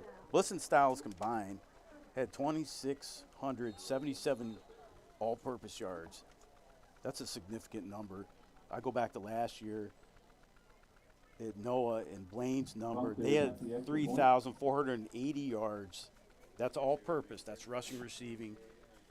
Styles and Bliss are going to do it just rushing the ball, which is all the more And it's impressive good. because Archer's numbers were, 970 rushing, 870 receiving, and then some kickoff return. That's a lot of different touches. Yeah. But to do it all rushing, these guys are going to go over. They're going to go over 3,000 yards, maybe tonight, all-purpose. And then you have the other stat that they keep, which is total yards. That includes your passing yards and all the other yards with that as well. Yeah. Quarterbacks are usually at the top of that one, Kerry. Yeah, so while Funk gets lined up to kick, Dave's got the replay of the touchdown here. Look at the queued up. block. Yep. You see that pancake? There's a pancake for you. I mean, We need an official pancake sponsor, you know. I wish we had started at the beginning because we could have a little pancake chart in here. I've never seen so many pancakes. We call them the Breakfast Club. That's the nickname for this dang offensive line. Breakfast Club, I like that. Yeah. Forget bacon, eggs. They're having pancakes. I'll squeeze in here Jeremy Morey, who filled in on the stream team when Dave was out on business. He said, love the shout-out to Rowlett. And T.J. Weiss from Lubbock, Texas, class of 1969 watching. Appreciate you Yay. tuning in. Yeah, I love them long ones. Long distance fans. Yeah, they kind of half fake the reverse there. Henry on the return for the Panthers. Not a hard fake, but the other back was coming around behind him. I'd like to see him try it. First and 10 Jacob for the Henry. Panthers at their own You get everybody 24-yard flowing line. one way on a kick return. Those plays work in high school. Yeah, I thought we might see the reverse there. But It's the guy next to me. It's the second time they've showed it. That smells something really good. I was a little distracted there. My wife was texting me if I wanted a burger or hot dog at halftime. So I just said, hey, your choice. Take whatever comes up. All right, 5 minutes to go in the second quarter. Give it, low tackle on Nellis there. Nellis the ball carrier. Bliss brought him down, gave him a pat on the back. Miska Young in on the stop. Speaking of viewers, Bruce Galford, did he make the trip up today? He did not. Come on, Bruce. I think he's watching. I texted him earlier. He said we kind of blew him in. He was secretly in town for the night. He didn't want some people to catch wind, but we blew him in. Sorry, Bruce. He's usually the guy texting me, telling me when you can't hear us or we need to, make an adjustment here. Okay, again, rolling right. He gets rid of it. Does a good job of getting rid of that. Corsetti's pass incomplete. He's getting some serious pressure. Young Wow. applies the pressure. I'm not sure what Flag the on flag play. for is. Yeah, Miska Young Because- kind of talked the ref into throwing a foul there. Talked him into it, so something else happened. I don't know if he I thought it just- was intentional grounding. Yeah. Oh, yeah, that's the Grounding call, against but Keystone, loss of downs. I don't think I buy that. There was a receiver. He's under pressure. He makes a bad throw, but there was a receiver on that side of the field. Yeah, I thought he was in the neighborhood at least. I don't agree with that. But what I was afraid of is that it was an unnecessary roughness or something. Yeah, I winced a little bit because, Miska was trying to make the play on Dom Corsetti and, was down around his knees. And, you just never want to see anybody get hurt. So I just winced a little bit, hoping that you just don't want to see anything happen. So Third and a long way. yeah, this is going to be a tough play. I don't And know. you can't even be that conservative because you're at the goal line. You got to get out of here. He's taking a shot. He puts it up. I don't know that the receiver ever saw the ball, and he was well covered by the defender. Yeah, Corsetti had to throw it a little Maybe sooner recovered than he for wanted years. to there. I mean, he just couldn't take a sack there, obviously. So he just laid it up for the receiver, and I don't think the receiver was quite expecting it just yet. So this is going to be tough. Fourth and long. Punting in the back of the end Yep. zone. You don't want to. Here's your chance, Gary. We can see a punt return right here. Yeah, I'm kind of seeing visions in the future, scoop and right up here up the sidelines maybe. There goes Kaiser. Yeah. Well, that's a good one. He will catch this one and have a chance. Oh, no, he gets a wicked bounce over his head. He's trying to handle it. I don't know if he touched that. If he did, that's Keystone's ball.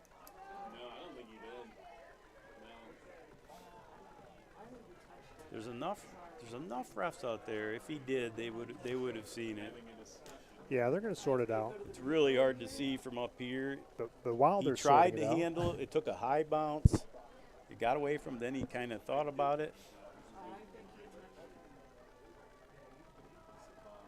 It's a really nice punt. Yeah, you don't really see the ball deflect off of him. You know what I mean? yeah, he thought about it, but The ball didn't seem to change its trajectory. So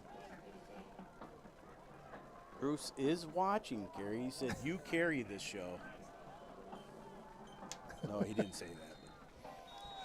Thanks for watching, Bruce. Bruce is in Pittsburgh, so. Ooh. All right, I'm thinking. Okay, we got. Flag on the play. They're not liking that call. yeah, Some players may have expressed their feelings, or maybe the coaches did here. I guess we'll yeah. see.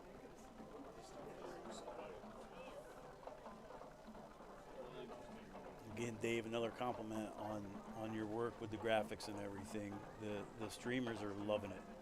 Yeah, see the little yellow flag there in the corner? That's a Dave Bartlett That's edition. outstanding. That's Yeah. better than ESPN. I mean, I can tell that flag a lot easier than the one I watch. Yeah, so it's going to be unsportsmanlike. Twice. Ooh. Double unsportsmanlike. Sportsmanlike conduct. That's a shame. Keystone. Gators lead 35-0. Second quarter, 4:21 to go. Yeah. With those types of penalties, you can double. Okay. Yeah, I was kind of curious myself. You know, that's one thing they've got to change in the NFL. You know, watching, I can't remember what Bills game it was, maybe Jacksonville, and there was a lot of pushing and shoving. I remember Spencer Brown getting knocked down, and you know, this other guy comes flying in and hits him late, and then all it is offsetting penalties. It's like, come on. I mean, this Yeah, guy- they almost always offset it anymore.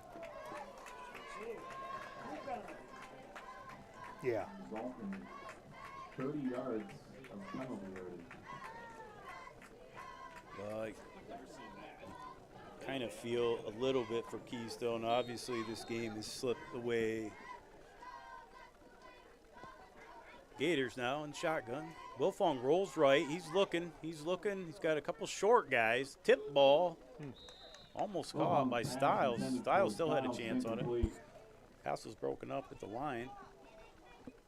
Second down. I like Wilfong on the rollout, too. Yeah, I'd like to, you know, I hate to use that word practice earlier, but, you know, you could run it every down, you know, with this offensive line and this tandem in the backfield, but I'd like to see them mixing in a little short passes, you know, a little stronger opponent probably next week, and then if you make it to the following week, you know, Yep. good to have that in your back pocket. I agree. Try to get, you know, get Vayu involved here in Funk. Yeah, look at Kaiser here. Wide open. I mean, he's not covered. But they pitch it out to Styles' right side. Great blocking. Styles cuts it back. Leans forward for another yard. Gets out to the 18, maybe the 17. Gain of 5, third down. Yeah, Kaiser could. I mean, I don't know what the level of sophistication for their audibles are, but man, you could almost just say, hey. That's a quick pass right there. Yeah. No one over top. I mean, look at Wilfong under center. Ooh, blitz inside. Bliss spinning, trying to get out of that. Aiden Bliss, the ball carrier. Close to a first down.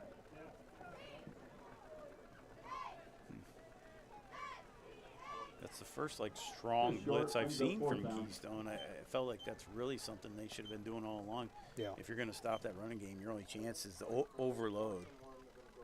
Yep, Wilfong just sneaks it up in there. Wilfong with the keeper. And a Gator first down. That looked as unstoppable as the tush push in Philadelphia. Yeah. Nick didn't need no tush push. Great blocking. He looked like he was falling downhill on that play, just going downhill. Yep, and as we talked about last week, we discovered that we're both we're both Turtle Point kids. Nick Wilfong is a Turtle Point resident. Very proud of him. Styles now getting outside. Patience, cuts it back, cuts back again. He meets up with the ball carrier. 57, just spun him around and said no more Gain of cutbacks. 2 Yeah, on the you've play. called his Elijah name a Will. couple times. Elijah will kind of come up angry there. And that's what you're looking for from these linebackers. They need to come up angry. Yeah, Gators can still get a first down here. 2 minutes and counting down in the second quarter. Gators looking to add another score. Wilfong inside the Styles. Great block. Huge hole. He cuts it, spins, and across the goal line. Peyton Styles. I think his second touchdown, I believe. Yeah, and there was a huge hole there. I think that Keystone's just having to take chances that they don't really want to have to take, and that's, you know, unfortunately for them, is opening up big holes. Mm-hmm. It's down to the zeros. We're looking at the clock's got to run. Oh, no. Not now, but Yeah. he was signaling for the. Is that? I thought that was in the second half. I thought they didn't do any kind of running the clock. I'm not sure. My dad will text me. He's an old referee. What's the rule on that, Dad? Extra point is And it's good. good. Funk drills another one. 2:07 remaining in the He's first half. rock solid. Gators 42, Headed Panthers most nothing. likely for all-star place kicker. Yeah, let's look at that touchdown again on replay. I got another update here too as we watch this replay. Yeah, look at the hole. Yeah, did they just blitz linebackers that kind of took them out of position? Or Thank you, Randy. Randy Garzell. So Cameron County's up 8-0 at the half. The scoreboard's wrong, which isn't a shocker. We've had that score flip. But I should have read the rest of the text. Sorry about that, Randy.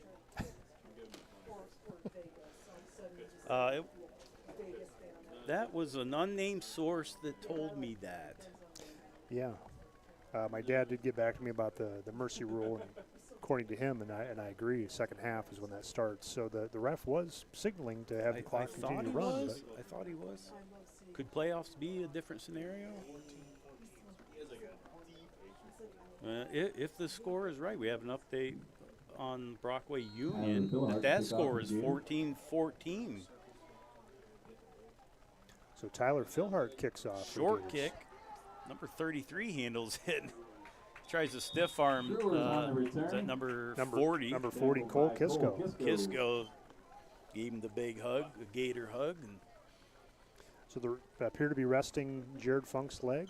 Tyler Philhart came in and kicked off. He's had some nice kickoffs, so it's a luxury to have an additional guy that can yeah, get you in decent field position. honestly, at this point, you don't get a bye like Red Bank, but you do have an opportunity now to rest everyone the rest of the game if you so choose. No more risk for injury, and really quality time here for your 2s and 3s. Nice run for a first down. Gets tripped up. Yeah, Jorge Reyes, that was a nice little run. Yeah, it's First down. first time I think we've called his name on offense. That was a nice. Yeah, I think we heard his name on defense They once, got him or listed. special teams or something. He's listed as a fullback. He's pretty quick.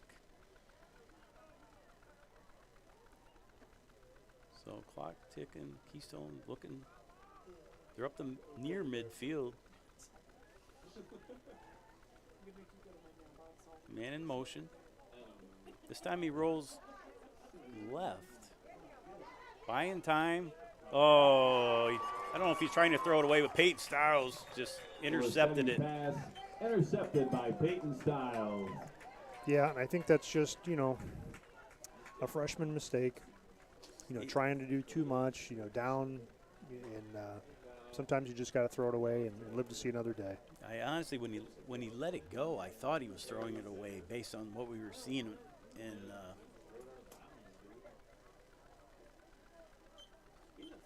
Nice Johnny on the spot. Peyton Styles, another interception. Yep. So I think you might see Aiden Bliss out of the backfield here. That's my prediction. Seam route. See it? Oh, yeah, he's looking beautiful. Wide open, Bliss. Ooh, nice open field tackle, but a big game for the Gators. Inside the 20-yard line. That was my Tony Romo impression, just trying to anticipate what was going to happen. But I just Man, you sensed saw it. that they were gonna send him out of the backfield. Take that shot. Okay, the clock is running. What we got? A minute or so left. Gators lead 42-0. Will Fong looks to pass again. Looking right, then. Oh. Wilfong's pass. Had a receiver open. Just Incomplete. Intended for Funk. went through his hands there. Keystone wasn't covering him there. Heard the cameraman slam his foot upstairs. I don't know. Upset up there. You all right, Dan? You falling out? Understood. You fell over. Your camera fell over. No, your camera's good. They need to come back to him as soon as possible. After a drop like that, the best Yeah. thing you can do is come back to that player and get him the ball. So Will Fong, no, he's going to give it to Bliss. Bliss works outside, then cuts it up in, dives forward, gets a really nice gain. Bliss Another Yeah. just typical long gain. Yeah, that was a Just shifty up little inside run the there. 10-yard line. Thought maybe he'd keep it to the That's a outside. third down. Miska Young had pulled. I thought maybe he'd stay behind him, but he saw a little seam to shoot through there, and nice little run. I think he got his hand in the dirt again. I'm sure we're gonna keep that stat up here. Will Fong under center, gives it to Styles. Styles cuts it up the middle, Peyton big Styles hole. in for another Gator touchdown. Should be Styles' third touchdown, unless I lost one somewhere in the mix. That's what I was curious, because coming in, Peyton Styles had 15 touchdowns. Aiden Bliss had 18 touchdowns. Receiving, Peyton Styles had 3, and Aiden Bliss had 2. So They are both well over 20 on the season. Huge. And back to our discussion about the two 1,000-yard rushers. We've talked about that a couple times. Lori Chase and I were texting a little bit this week. The best we could come up with was she found an article about the 1986 team. Dick Sherwood was over 1,000 yards, and Paul Robbins was at 600. Oh yeah. Yep, Bliss to go for 2. Got some early whistles there. Flag on the play. And then the next closest was Game on Port Allegany. Cody Anderson went over 1,000 yards, and then Bobby Nichols had about 800 or 900. So they were, pretty good tandem together.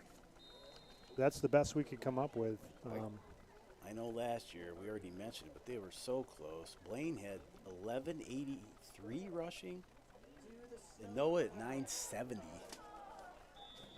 2-point conversion. 2-point is conversion no good. fails. It's a hard thing to do. But with 32 this seconds line, remaining in the I mean, first half. those It two is backs, I tell you what, 48-0. Bliss, what a bright future he has.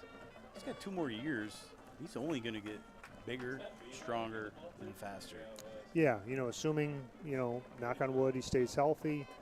I know at least what's always been discussed from a single season standpoint is Claude Haskins had 1542. I went back through the archives on D9 Sports and kind of went down the rabbit hole for an hour or so, but that's what we've always talked about, is that's kind of the unofficial single season record around here.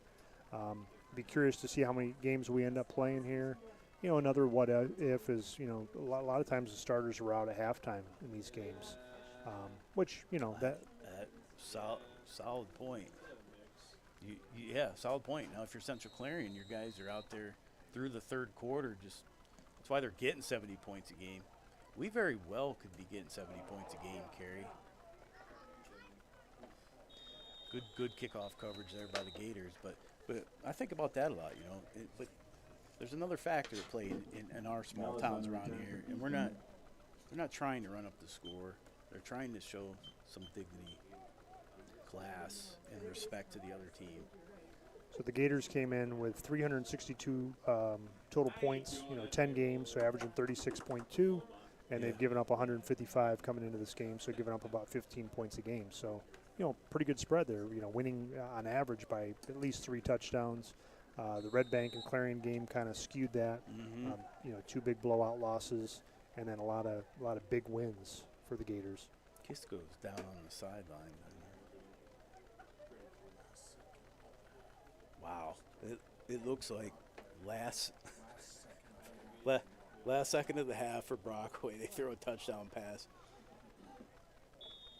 Wow. So does that put that tied that game, or they went up? So Brockway now leads Union. Last play of the half, 20 or 21 to 14. Yeah, and so for the people that aren't familiar with Brockway's field, very shitty field, turf, very nice facility.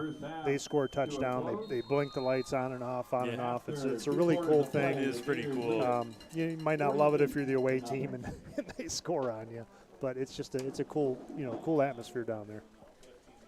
All right, looks like we're at halftime. Gators lead 48-0. We may try to throw something together for you here at halftime. And we'll have to turn the mic on. I think it was a couple games ago, we got some texts about turning the switching over to a different mic or something. So we'll sign off for now, and I'll go eat a hot dog or hamburger that my wife brings me. Thank you, Kristen, and we'll be back.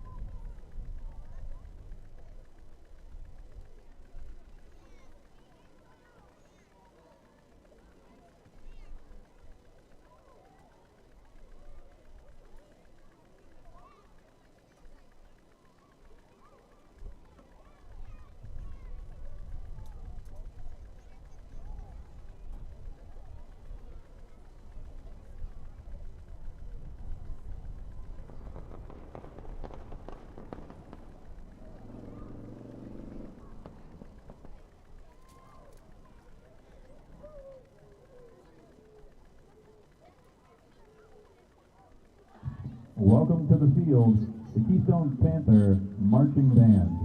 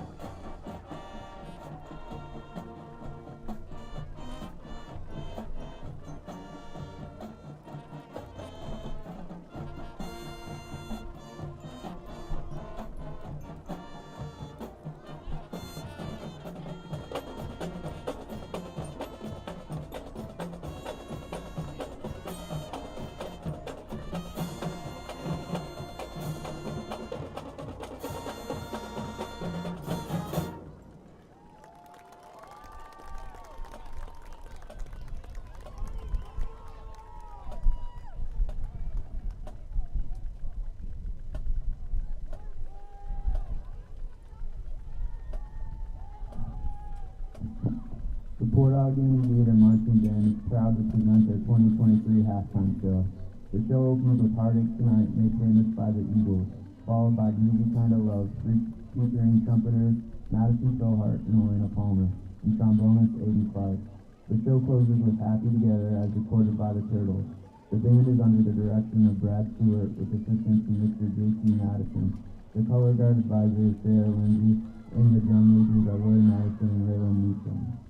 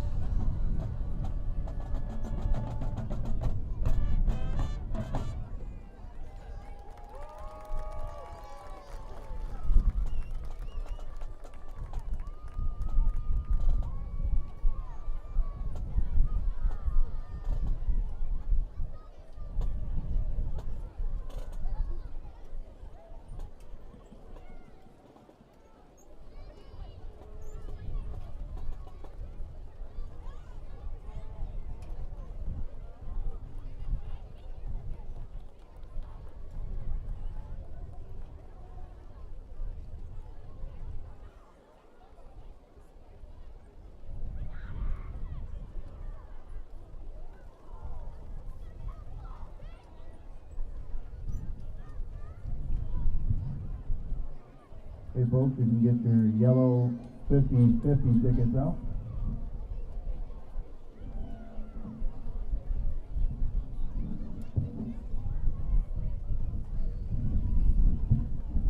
Winner will receive $343. And the winning number is 062454.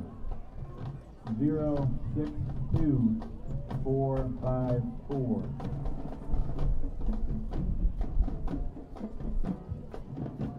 Please report to the press box with the winning ticket.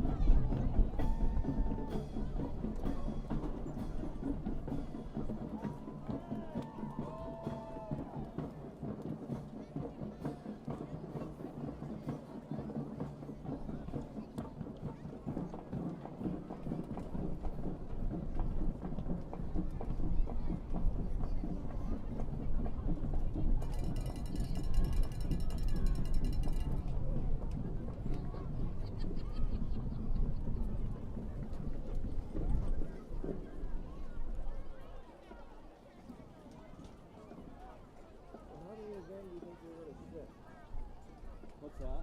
How many of them do you think they're going to sit? Well, in there they said Davy's playing the rest of the game. Well, so yeah. I mean, I'm assuming they should score a few times on their Davy, but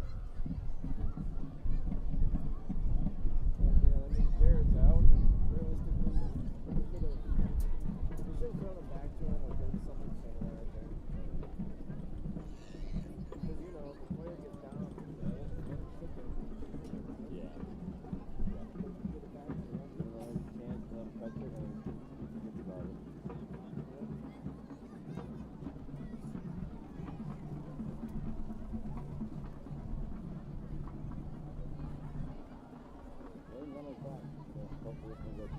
Yeah, it should. Even still, I mean, our offense, the JV offense, should be able to do something. Yeah. Get a couple of downs at least. Yeah.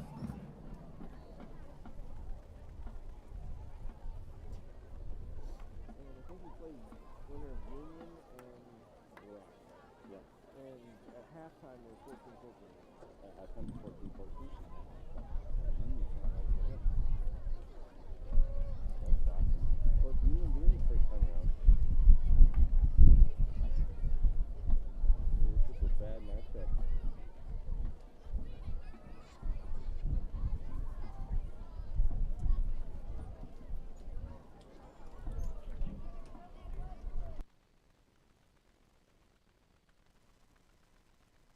Okay, welcome back, Gator Nation.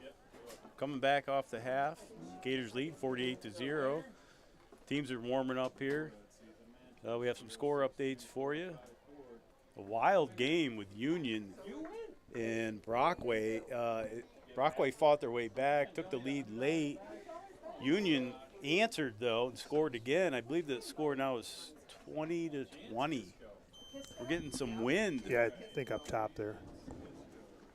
Wind gone. Wind gone. Again, great job, Dave. Dave knows what all these buttons do.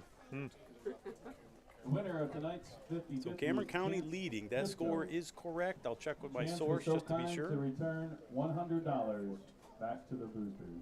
Cameron County Thank leading you, James. 14-0 over Cuttersport. That's pretty wild. Yeah, we need like a giant jumbotron here. We can watch some of these other games. Again, maybe a third screen up here, Kerry. Yeah. I don't know where we put it. Got some nice comments at halftime. You know, Josh Nelson watching at home, giving a shout out to Dave Bartlett and all the graphics and the replay. Pam Fisher, who's watched probably, I don't know, how many games has there been the last 50 years? Man. She's watched almost all of them. But Yes. Pam just not able to make it today. Thankfully, we had the live stream. We appreciate your support, Pam, and hope to get you back up here soon. Absolutely. It's not the same without Pam here on the sidelines, getting the shots. I had a former lineman text me. He thought we were going on about the backs, and he just thought, we need to give this lineman some credit. Same line as last year. If you pile up the yards from last year and what they're doing this year, It's impressive. I mean, you're talking about, I don't know, 4,000, 5,000 yards of offense. And, you know, you always got to go back to the linemen. Any coach will tell you that. It starts up front. You know, Chad Moses in youth football, that's where we spent our time. It was all about the line. You know, you're not going to do anything unless the line does their job. Yeah, I think we have tried to emphasize how strong the line is, you know, on multiple occasions this year. We'll talk about it after the break here. Nice kick by Keystone, handled well. Runner slips down there at about the 29-yard line. Yeah, you know, Colton Crow on the return. line's obviously tremendous. You know, same line that we had last year. 2 1,000-yard rushers this year. I thought a different 1,000-yard rusher in Blaine Moses last year. No Archer, almost get 900 or so. 970. Yeah. Is that close? So, you know, kudos to the offensive line. Braylon Button, Yuso Young, Miska Young, Levi Wilfong. Who am I missing? Carson Neely. Austin Freer fills in at different times. Cole Kisco. Then when they go Stampede, we see Peyton Yeager, we see Tyler Philhart, and we see Ethan Tarbox. So hats off to all the big dogs that are up there blocking. They do a tremendous job. We always try to emphasize in youth football that, you know, if you're a lineman, you are just as important as the backs. Recognition of the senior starters. This will be their last game at home. Recognizing Peyton Styles. They're recognizing the seniors right now. Levi Wilfong, Peyton Styles, Miska Young, Cole Kisco, Braylon Button, and Austin Freer. Great job, seniors. What a great football career they've had. All of them came up through youth football, Pee-wee, Pony, junior high. Yeah, unfortunately, that's going to be the last time we see them on this particular field. It appears like we're going to advance to the next round and play on a neutral site next week. Jake looking to throw. He's hit as he throws. Intercepted, number 11. He's trying to run it back. Gets down to the 10-yard line. Jake was hit as he threw there, and he couldn't get into it. That ball went right to the linebacker. Was that 11, Joey Spence, freshman. Yeah, Doug, you and I are a little bit nostalgic about this group. Obviously, your son, Noah Archer, played last year. You know, you're very familiar with these kids. You and I, you know, both spent time coaching youth football. I started coaching 9 years ago when these seniors were in 3rd grade. So, you know, just like senior kids all grown up, you know, happy to see them out here succeeding. Going to be sorry to see them go.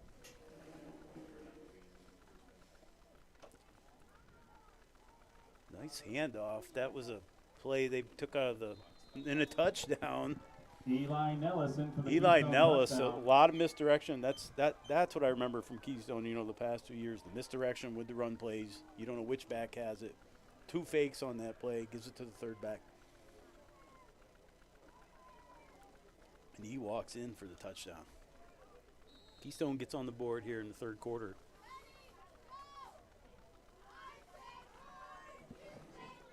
Now we would be under mercy rule in the second half. Second half, yep. Plays whistle dead. Corsetti rolling to his right again. Flag on the play. False start. His favorite rollout. Yeah, so let me sneak this in there. So, you know, I talked to you offline that, you know, my wife Kristen and I, so my wife Kristen is a Clarion University graduate. I went there for a couple years, but we lived down there in Corsetti Reynolds. So I got talking to one of the assistant coaches from Keystone at halftime, and I said, you know, who is Dom's dad? So his dad is Nick, and then his brother is Jeff, and then Jeff was a guy I knew in college, and Ron is the grandfather. So, you know, my wife and I stayed at Corsetti Reynolds, and just kind of cool to see his grandson out here slinging the ball around. Corsetti rolls right, then he throws back against the grain, and it's picked off by Funk. Oh, that was a 2-point conversion, so good job, Jared. Makes up. I don't hear his dad banging through the roof on that play. Just clapping, maybe.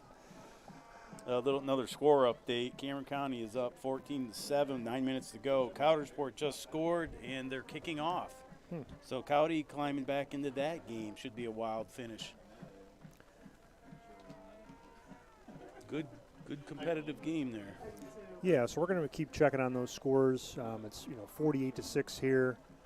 We're probably going to, we did take the NFHS training this week about play-by-play announcing, so we kind of know the do's and don'ts, and it talked about emphasizing stories, not statistics, which the statistics we've shared I think are very relevant to the story, but yeah, stay tuned. You might hear some stories from the Wayback Machine here in the next next Oh yeah. 2 quarters. Go to the back sheet of notes here. Yeah, and I've got an interesting question that came in from a viewer. There's that Cole again on the return. Running hard, gets up to the Colton 35-yard Crow on the return for the line. Gators. Colton Crow. I thought he showed some nice kick return ability last week. Yeah. I like how he runs it up in there. Cole, he's another senior, actually. Yeah, bittersweet to see these guys, play their last game on this field, some of them. Yeah, when started out coaching back then. He hands it off to Aiden Smith. Aiden Smith on the carry. He's I going to look- lose a few yards. Yeah, look out there and see some. Aiden Smith was a player back then. Colton Crow. Loss on the play, second down. Braylon Button didn't play until later on. Peyton Stiles, I think, started out in Cameron County and moved over. He did. He moved over in 5th grade. Yeah. The young boys, they started out in Portville, came over in like 7th and 8th grade, I believe. Some other kids we had back then, Austin Freer, Cole Kisco, they played with us. Braylon played with us. I don't know if he. So maybe he was a pony player he played. Yeah. Yep. Crowder on the Got a- keeper. Another loss on that carry for Causer. Levi Josh Wilfong Beal played on the back tackle, then. loss on Sorry, the I'm just play. scanning down the sidelines here, Third trying to down. look at. Carson Neely was a part of that team. Jake Causer. Yeah, I probably should mention, the Some of the- importance. I think it is huge what youth football and all youth sports provide for all the sports these kids end up playing. It's such a head start that we didn't have, when we were that age. These kids, they understand the game at that age, and I think part of it is playing Madden probably all the time. They know defenses. Yeah. They know scheme. Their knowledge is great for high school. Quick pass to Crow. He busts it up in there. Takes a hard shot. We got a late flag Crowder coming finds into. Crow. Crow's Tackle holding at his the face 30-yard line. mask. Flag on the play. Looks like we got a face mask on there. Yeah, way back when I played, 8th and 9th grade was junior high. So your first opportunity to Personal play foul, football was 8th grade.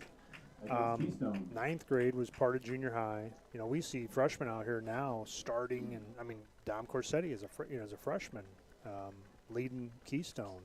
Yep. Port Allegany's got some freshmen out there. Callan Vayu, and he starts, and Gavin Moses has been getting some valuable minutes. And then there's other freshmen that are now playing. But back then it was 8th and 9th grade was junior high. 10th, 11th, and 12th grade was JV and varsity. Now you can start in 3rd grade. So lots of extra time. Henry Troop, he was another guy back then. It's like a 3rd and 1. 9 minutes. Clock should probably be running. Yeah, I didn't want to leave out Troopy. He was part of that team back then. Oh, good. Causer did the hard inflection on the and got play. the offsides from Keystone there. Offsides on Gators Keystone. have made use of that Result, tactic Gators first down. for years now. So on the penalty, I'm going to sneak in a trivia question here. Brad Beauvais, one of my dad's good buddies at home watching, he was a left-handed quarterback for the Gators back in the 70s, and he wants to know, how many left-handed quarterbacks have there been in Gator history? I can only think of Brad Beauvais and Mark McNeil. Those are the only 2 I can think of.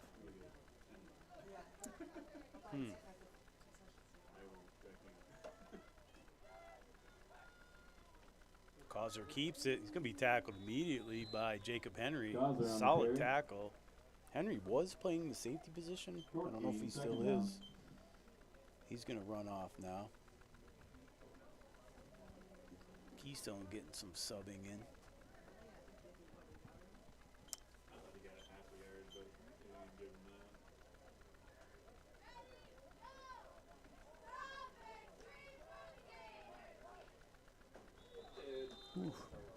Causer Flag on the play. tried to hard count again.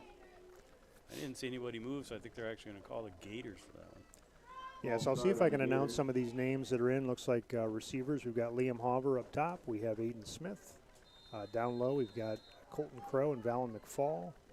Henry Troop in the backfield. Jake Causer is the quarterback. We'll see if we can get the numbers on the offensive line here in a second. 2nd and 15 for the Gators. Clock winding down, third quarter, 7 minutes and counting. Gators lead 48-6. Panthers did get on the board on their last series. Jake's going to keep it and run around right end. Gets a good gain. Good Causer on the carry. Good carry. Get some of that yards back from the Yep, so linemen, let me see if I get the numbers here. I see Jackson Young, number 50. 58 is Tyler Philhart. Number 74 is Ethan Tarbox. And everybody else moved, so I can't see them.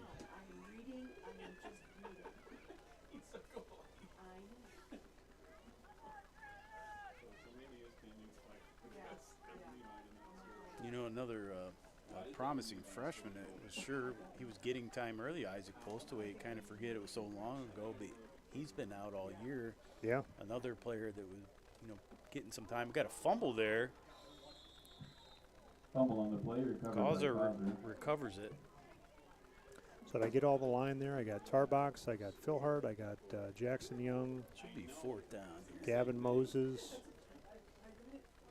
4th and 10. Gators don't look like they're going to punt. And now the punter heads back.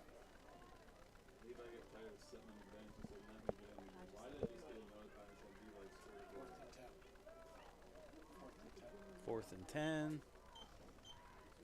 Here's the punt. A couple Keystone players come through. It's around the 34-yard line, bounces. Gators are going to down it.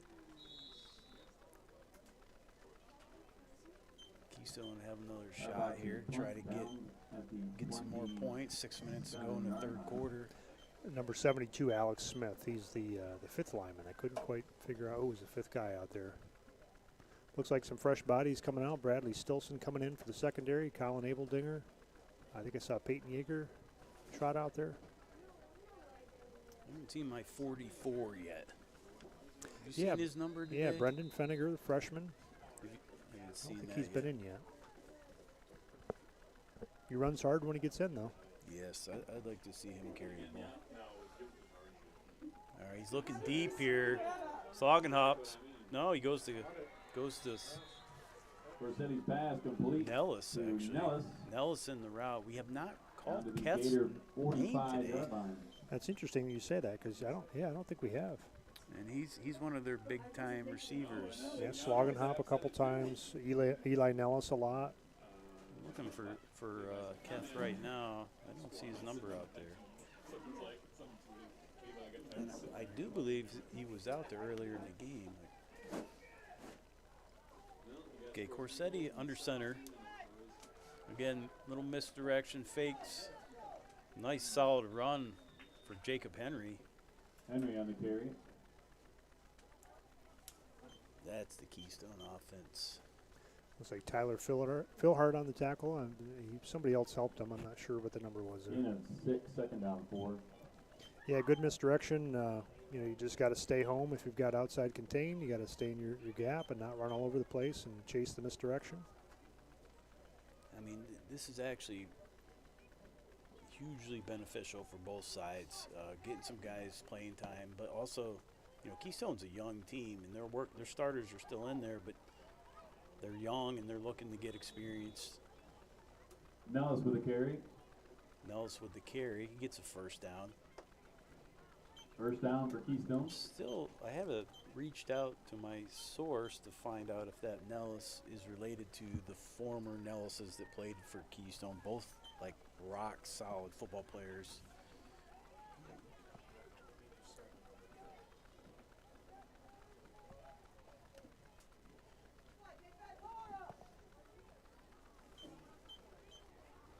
Number 15 with a strong carry. Jorge Ray is again with a good carry. Wonder if Right the up ball the came middle. loose there because the Gators are pointing the other way. Gators actually have the ball. Wow. Gators ball, another fumble for Fumble Keystone. on the play. Gators That is recovered. probably the 4th or 5th fumble today.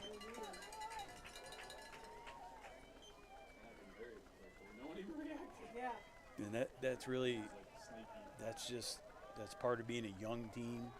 Guys are trying to do a lot more.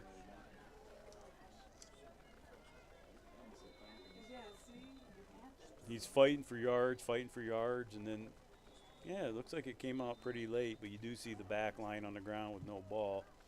Timeout Keystone. Keystone takes a timeout. So just to throw this in here, a little trivia too. In this story, it may be legend, but I believe it to be true, where the Port Allegany mascot actually comes from. But I was told through several sources that we are the Port Allegany Gators, but where we got that name, the Allegany River hosts one of the largest salamanders on the planet called the Eastern Hellbender. It's somewhat rare, but they do grow up to 2 foot in size. If you've ever seen one, they're somewhat frightening, to be honest. But they're really cool creatures. As the settlers started to see them more and more, they call them the Allegany Gator. It's just a large, scary creature. Yeah, So- a 2 foot long hellbender. I'm not sure I'd want to see that. Maybe from afar, but Nice little carry there. is that Colton Colton Crow on the on jet? carry for the Yep. Gators.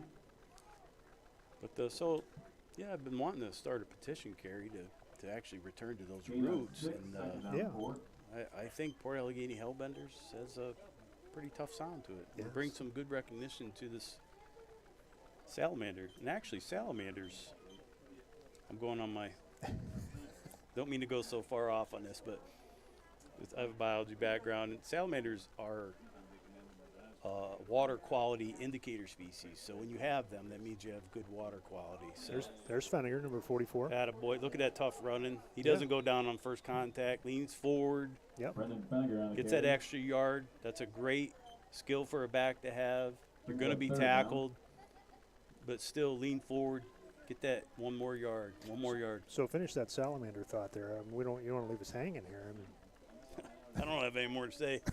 I have caught some, and I have seen them in the river. Water quality is key for them. Yeah. yeah, interesting stuff. But Hellbenders, it's kind of a cool mascot name. Yeah, it would be.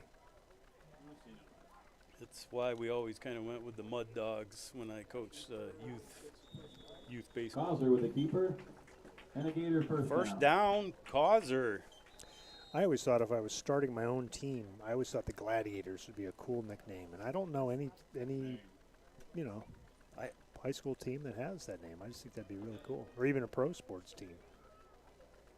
Just it's about as tough as it gets there, but maybe like black and white colors. That's the way I always envisioned it. Maybe Cameron County will consider it if they were to change their mascot. Wasn't Washington considering that one in their list when they were looking at names? I thought Gladiators was one of their choices. Was it? Yeah, I don't know. Causer to keep it around the right side. He's going to be tackled Causer on for the a keeper. loss by 65. 65. Brought down by Blaine Dugan. Blaine Dugan. Well, the texts tackle. aren't flooding in about the left-handed quarterback, so I think we're going to go with Long Brad on the play Beauvais, for the second down. maybe the first left-handed quarterback in Port Allegany history, and then the second one would be Mark McNeil, class of '93, I believe. It might be all we've ever had. How about female quarterbacks? I actually played with Charity O'Connor in junior high. She played Yeah, she was athletic. quarterback. Let's see. It was the same year. Mark McNeil was with us. Aiden getting around the right side, gets down, gets his feet taken out Smith on from the under carry. him, but he did get a positive carry there. Brings up third down. Aiden's got good short area foot quickness. Look his foot.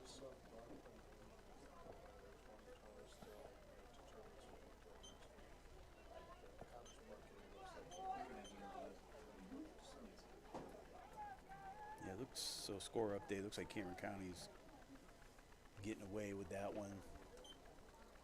They're up 20-7, 4:13 to go on my last update. But the Union game is going down to the wire. That score is still tied, Union and Brockway. Is that Causer there? Yep. That's a tough run up. Causer on the quarterback keeper. Gets you to a 4th and short. Tackle You're at brings midfield up here. 4th down. Gators may elect to go for this. Keystone was going to bring in Slogenhop and Corsetti, and then he ran him back to the. That marks the end of the third quarter. So end of the third quarter. So Union, AC After Valley, 3 and Brockway. quarters That of you said it was tied. Gators lead it. Yes, 48 20 to to 20. Okay. I'll sneak in some names here from the past. You know, I always ask my dad about the old history, and we've been talking about this 1,000-yard thing. Stats, I don't know, they just weren't as big of a thing probably back in the day. Lori Chase, as I mentioned, she found that old article. Dick Sherwood had 1,000 yards. Paul Robbins had 600 yards. And I have to tell a story about Paul Robbins sometime. He's just someone that I absolutely loved. Really miss him. I believe he was Port's last Big 30 player of the year. Yeah.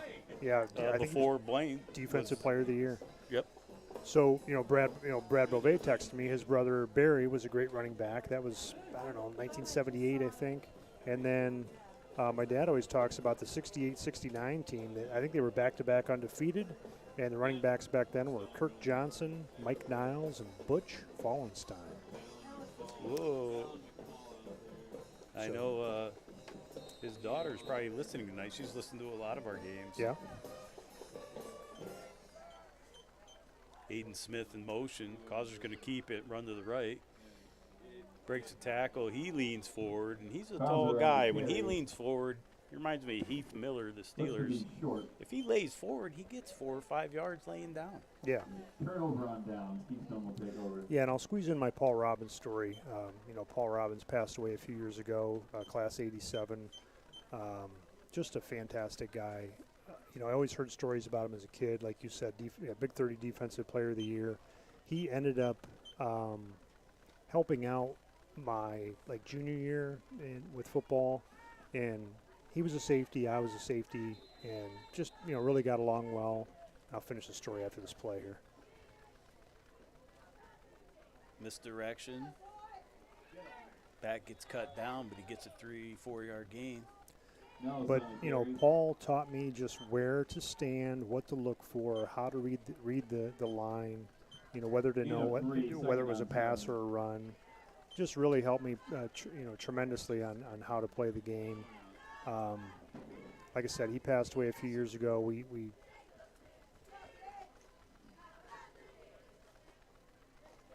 And what looked to be, Reyes on the it's going to carry. be a good gain, but then Causer came up and shut it down. Causer in on the stop. Brings up third down. we did charity alumni football games from 2010 to 2016, and I remember reaching out to Paul early on. He had moved out of the area by that point and asked him if he wanted to play, and his health just wasn't able to, and he just said some very, very kind words to me that I still have that message saved, and I'll keep it forever. Henry again with the carry around. Henry, the ball carrier. This is more of the style of offense. I think Keystone's going to want to run. This is what they've Brings up run 4th down. historically the last few years. Misdirection.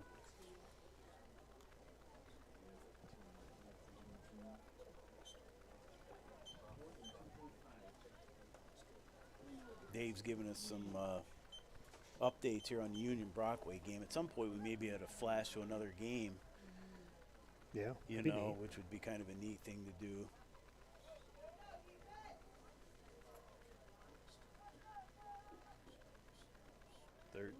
That's Keth there. Keth with the first down. Drew Keth on the carry. I think that's the first time we've called his name tonight. I think so. Close to a first down. I talked to, I'm not sure who I was talking to, but I was talking to one of the Keystone assistant coaches, And just it kind is of, a Keystone you know, first down. just talking football down there, and their future looks bright. I talked to him about, when I was asking about Corsetti and his, who his grandfather was and all that stuff, talking about next year, and got a lot of skill guys coming back. Eli Nellis, the running back, Dom Corsetti, quarterback. Looks like a deep ball here. Well, Slogging Hop with the big catch. Slogging Second Hop. pass complete to Slogging. Tackled inside the 10-yard line. Liam Hoover in coverage there, kind of lost track of the football. Slogging Hop comes down with it, and Keystone set up First with and good goal field for position here, Keystone. first and goal. Yeah, Slogging Hop, one of the better receivers, a senior. I was hoping Hoover might find it in the air, get under it, and make a play, but Yep, corner just slipped down. He couldn't make a play there. Keystone trying to get in the end zone here. Go to Keth again. He's not down. Keth on the carry. Got spun Tackle for around, a kept loss his on the feet, play. kept his knees from touching. Eventually, though, his right knee went down. And good tackle. Good tackle in the backfield. who was that? I was staring at him trying to find their number. Was it Crow? That was a solid tackle. Let me get the Yeah, I want to get the number on that because that kid made a nice play.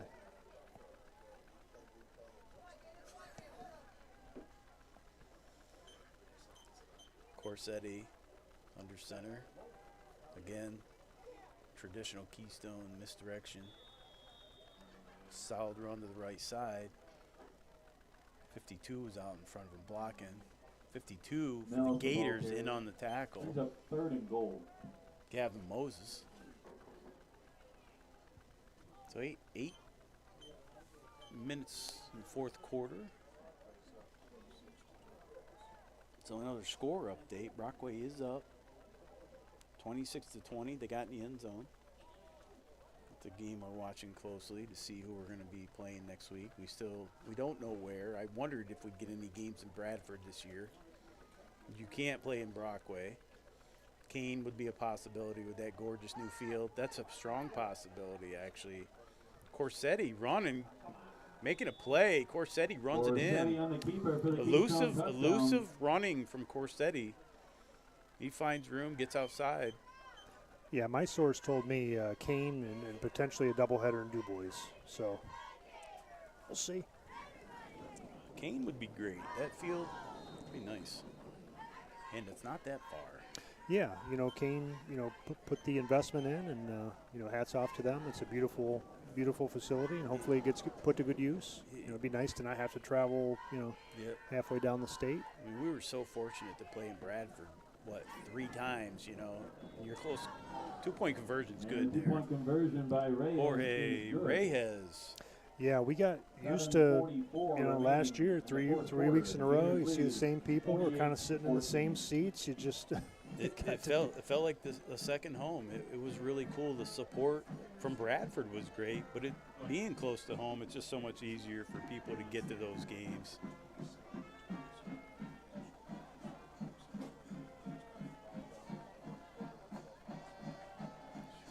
So Brockway with 27. Also like to honor the other seniors. Got the extra point. Should have been point. Yeah, so Lead now by 7. Dave's got the Union AC Valley Brockway game on here, and so if we get distracted and forget to comment on something, we could potentially be watching the other screen here.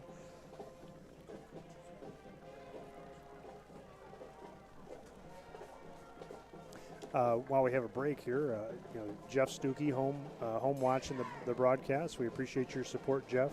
He mentioned that his nephew, Willie Beauvais, a very good quarterback for the Gators and went on to play at Teal. He could throw both ways, left and right, but I don't think he ever threw left-handed in a game, but he probably could have.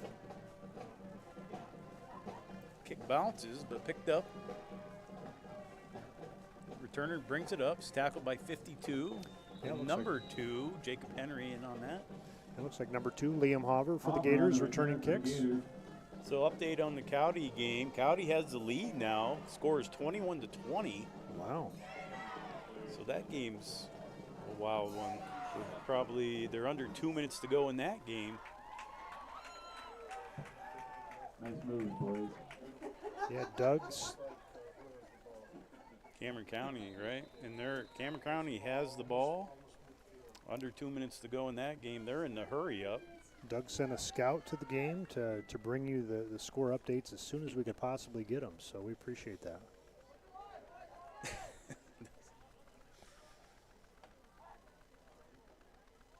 And it's considered a pass play, that little pitch forward. So that's actually receiving yardage for Crow there. Nice little catch and run. It's kind of a safe way to hand it off. If you're to drop that, the safety net it's not a fumble. Yep, it's just an an incomplete pass. So how much time is left in that Cotter Sport, Cameron County? They're getting down to the 1 minute mark in that Cowdy game. So they're Cameron County driving with a minute to go in that game. wow. We'll certainly have one eye on that game. A field goal will win it. Causer comes around this side of the field. Keystone Panthers kind of hanging on him as he goes out of bounds. 6 minutes and counting in this game. Score 48 for the Gators, 14 for the Panthers. That's enough for a Gator first down. Gators got a first down with that carry. Yeah, I want to comment. One of the officials, a Gator alumni, Sean Bidwell, out here. Right. Always does a great job.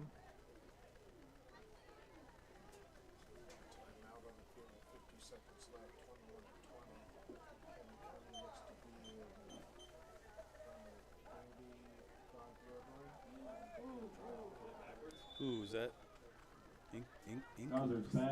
incomplete? Yeah, that was almost a lateral. Yep. Looks like some fresh jerseys coming in for Keystone, so some of those guys will get a break. Yep, switching out the linemen. Some bright orange sleeves there.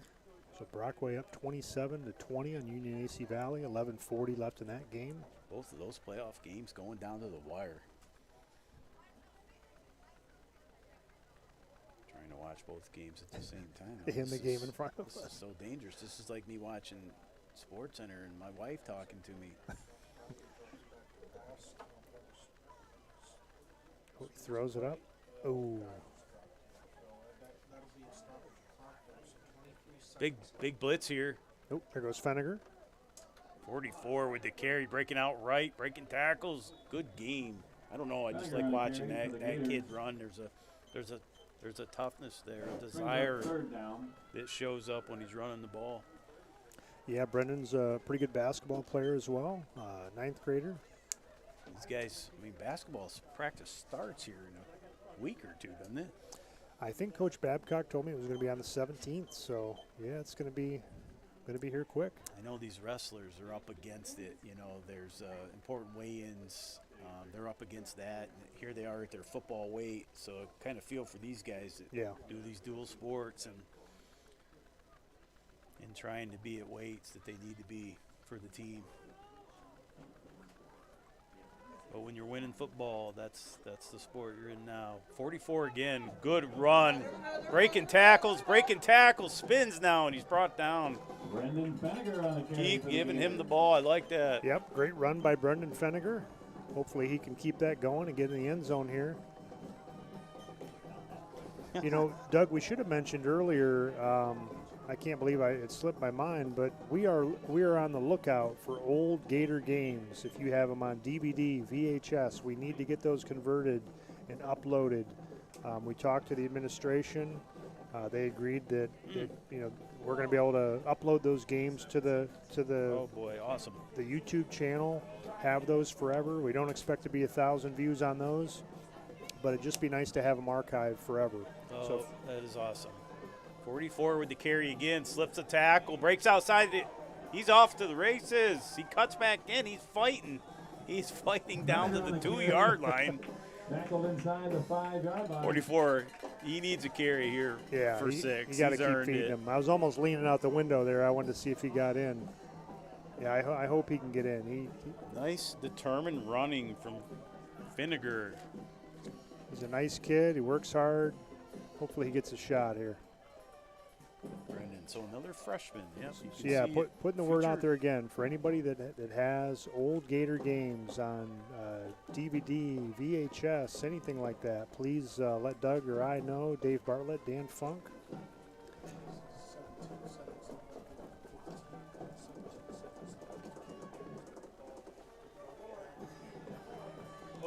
He fumbled in the end zone. He fumbled in the end zone. And Vinegar in for the Gator They call it a touchdown. There are rules about fumbling forward at some levels of the game. Yeah, Don't know what they are in high school. as long as he broke the plane and then fumbled, that's one That thing. right. That could be the call too. That could be the call too. He was at the goal line. I thought when the ball Brockway came out. leading Union AC Valley 27-20. That in the fourth quarter. Yeah, County and Sport again, currently leads Cameron County 21. Cameron County is threatening in that with game. 27 seconds There's remaining in 13 the seconds, game. 11 Cameron County seconds. is driving. Cameron County. Interception by Yep. Cowdy. Yep. Cowdy just picked it off. Cowdy just picked it off with 4 seconds left. Two-point conversion is no good. The 2-point conversion 2:51 here remaining is in the no fourth good. Quarter, the Gators lead it. Gators lead it now, 54 to 54-14. Back to that Cameron County game. Like to take That was the My pretty head's exciting. spinning here. Interception by Gators Sport. That's going to end it, but We're flipping back that and forth game. between those two games. We're watching the game on the field. pretty wild. Pretty wild. You're getting actually for the price of one. We're giving you 3 games tonight. Yeah. Henry Troop. Yep.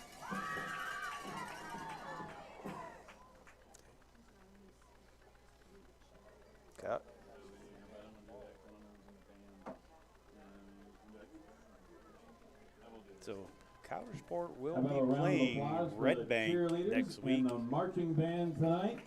I think we're all And the color we're all guard. Counter Sport fans next week. We're going to cheer for our neighbors. Hopefully they can pull off the upset.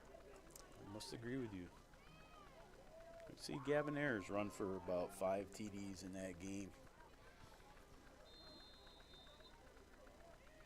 Here's the kickoff. Nice high kick. Backward spiral. Yep, he's going to handle it. That's Eli Nellis now. He goes up the left side. He's got room. He's going up the sideline. He's tackled out. Nellis on the 34-yard return line. for Keystone. Good return for Nellis. In a bright future for that guy. Yeah, I think he was pushed out of bounds there by Tyler Philhart. I could tell by the way he walks. Gators Sport intercepted Cameron County's pass, and the Falcons are moving on. They will take on the number 1 seed, Red Bank Valley.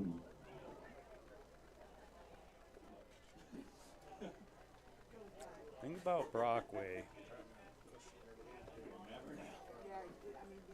Brockway, their passing game can be very good, but Jendi Quay, though, he scared me last year every time we faced him. He's just a great speed guy. When he gets into the opening, nobody's catching him. Yeah. Ooh, early pressure. Slips one tackle, but the next lineman brings him down. Yeah, Colton Crow shot through there and almost made the play in the backfield. Where did he come from? Is he on the D Nellis line? on the carry for the Panthers. I think I have seen him. They had him at defensive end. Okay. Yeah, he got on there really quick.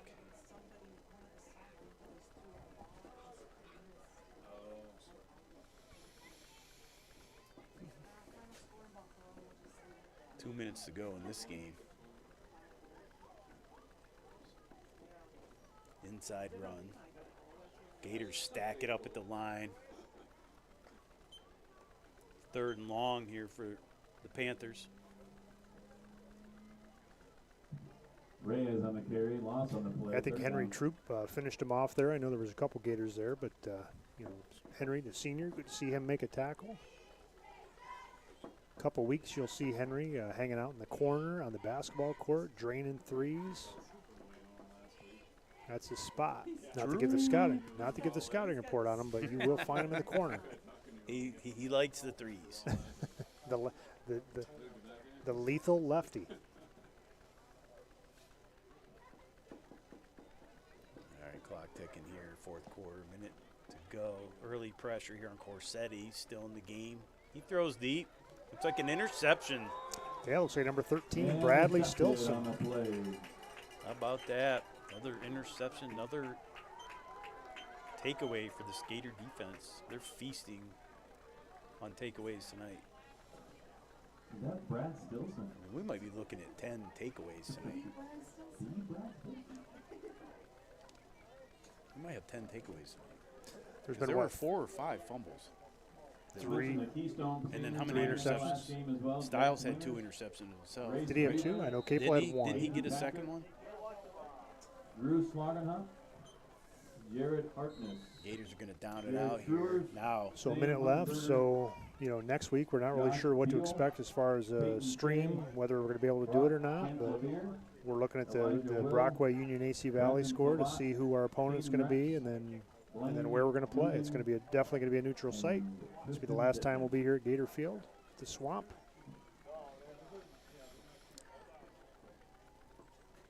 Well, Carrie, I want to thank you for jumping in this year and seamlessly coming in and doing a great job on the color. Outstanding. I think you need to be a fixture in this booth for a long time, Carrie. I want to thank Dave Bartlett for all that he's done, especially this last night. We put together, I mean, there's a bright future here, and Dave Bartlett's part of it. I want to thank Dan Funk. He's the one that sits out in the weather. No matter what it's doing, he's up on top, getting all those great shots. Great shots of the full moon last week. Yeah. Great shots of the game. Thank you, Dan.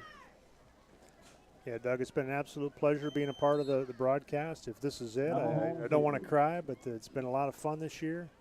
Hopefully we can take the show on the road, wherever that may be. But I've got kids that are going to be playing this game for the next 7 years or so I'll be around if you need me. Right on. Hey, well, one last update for Brockway here.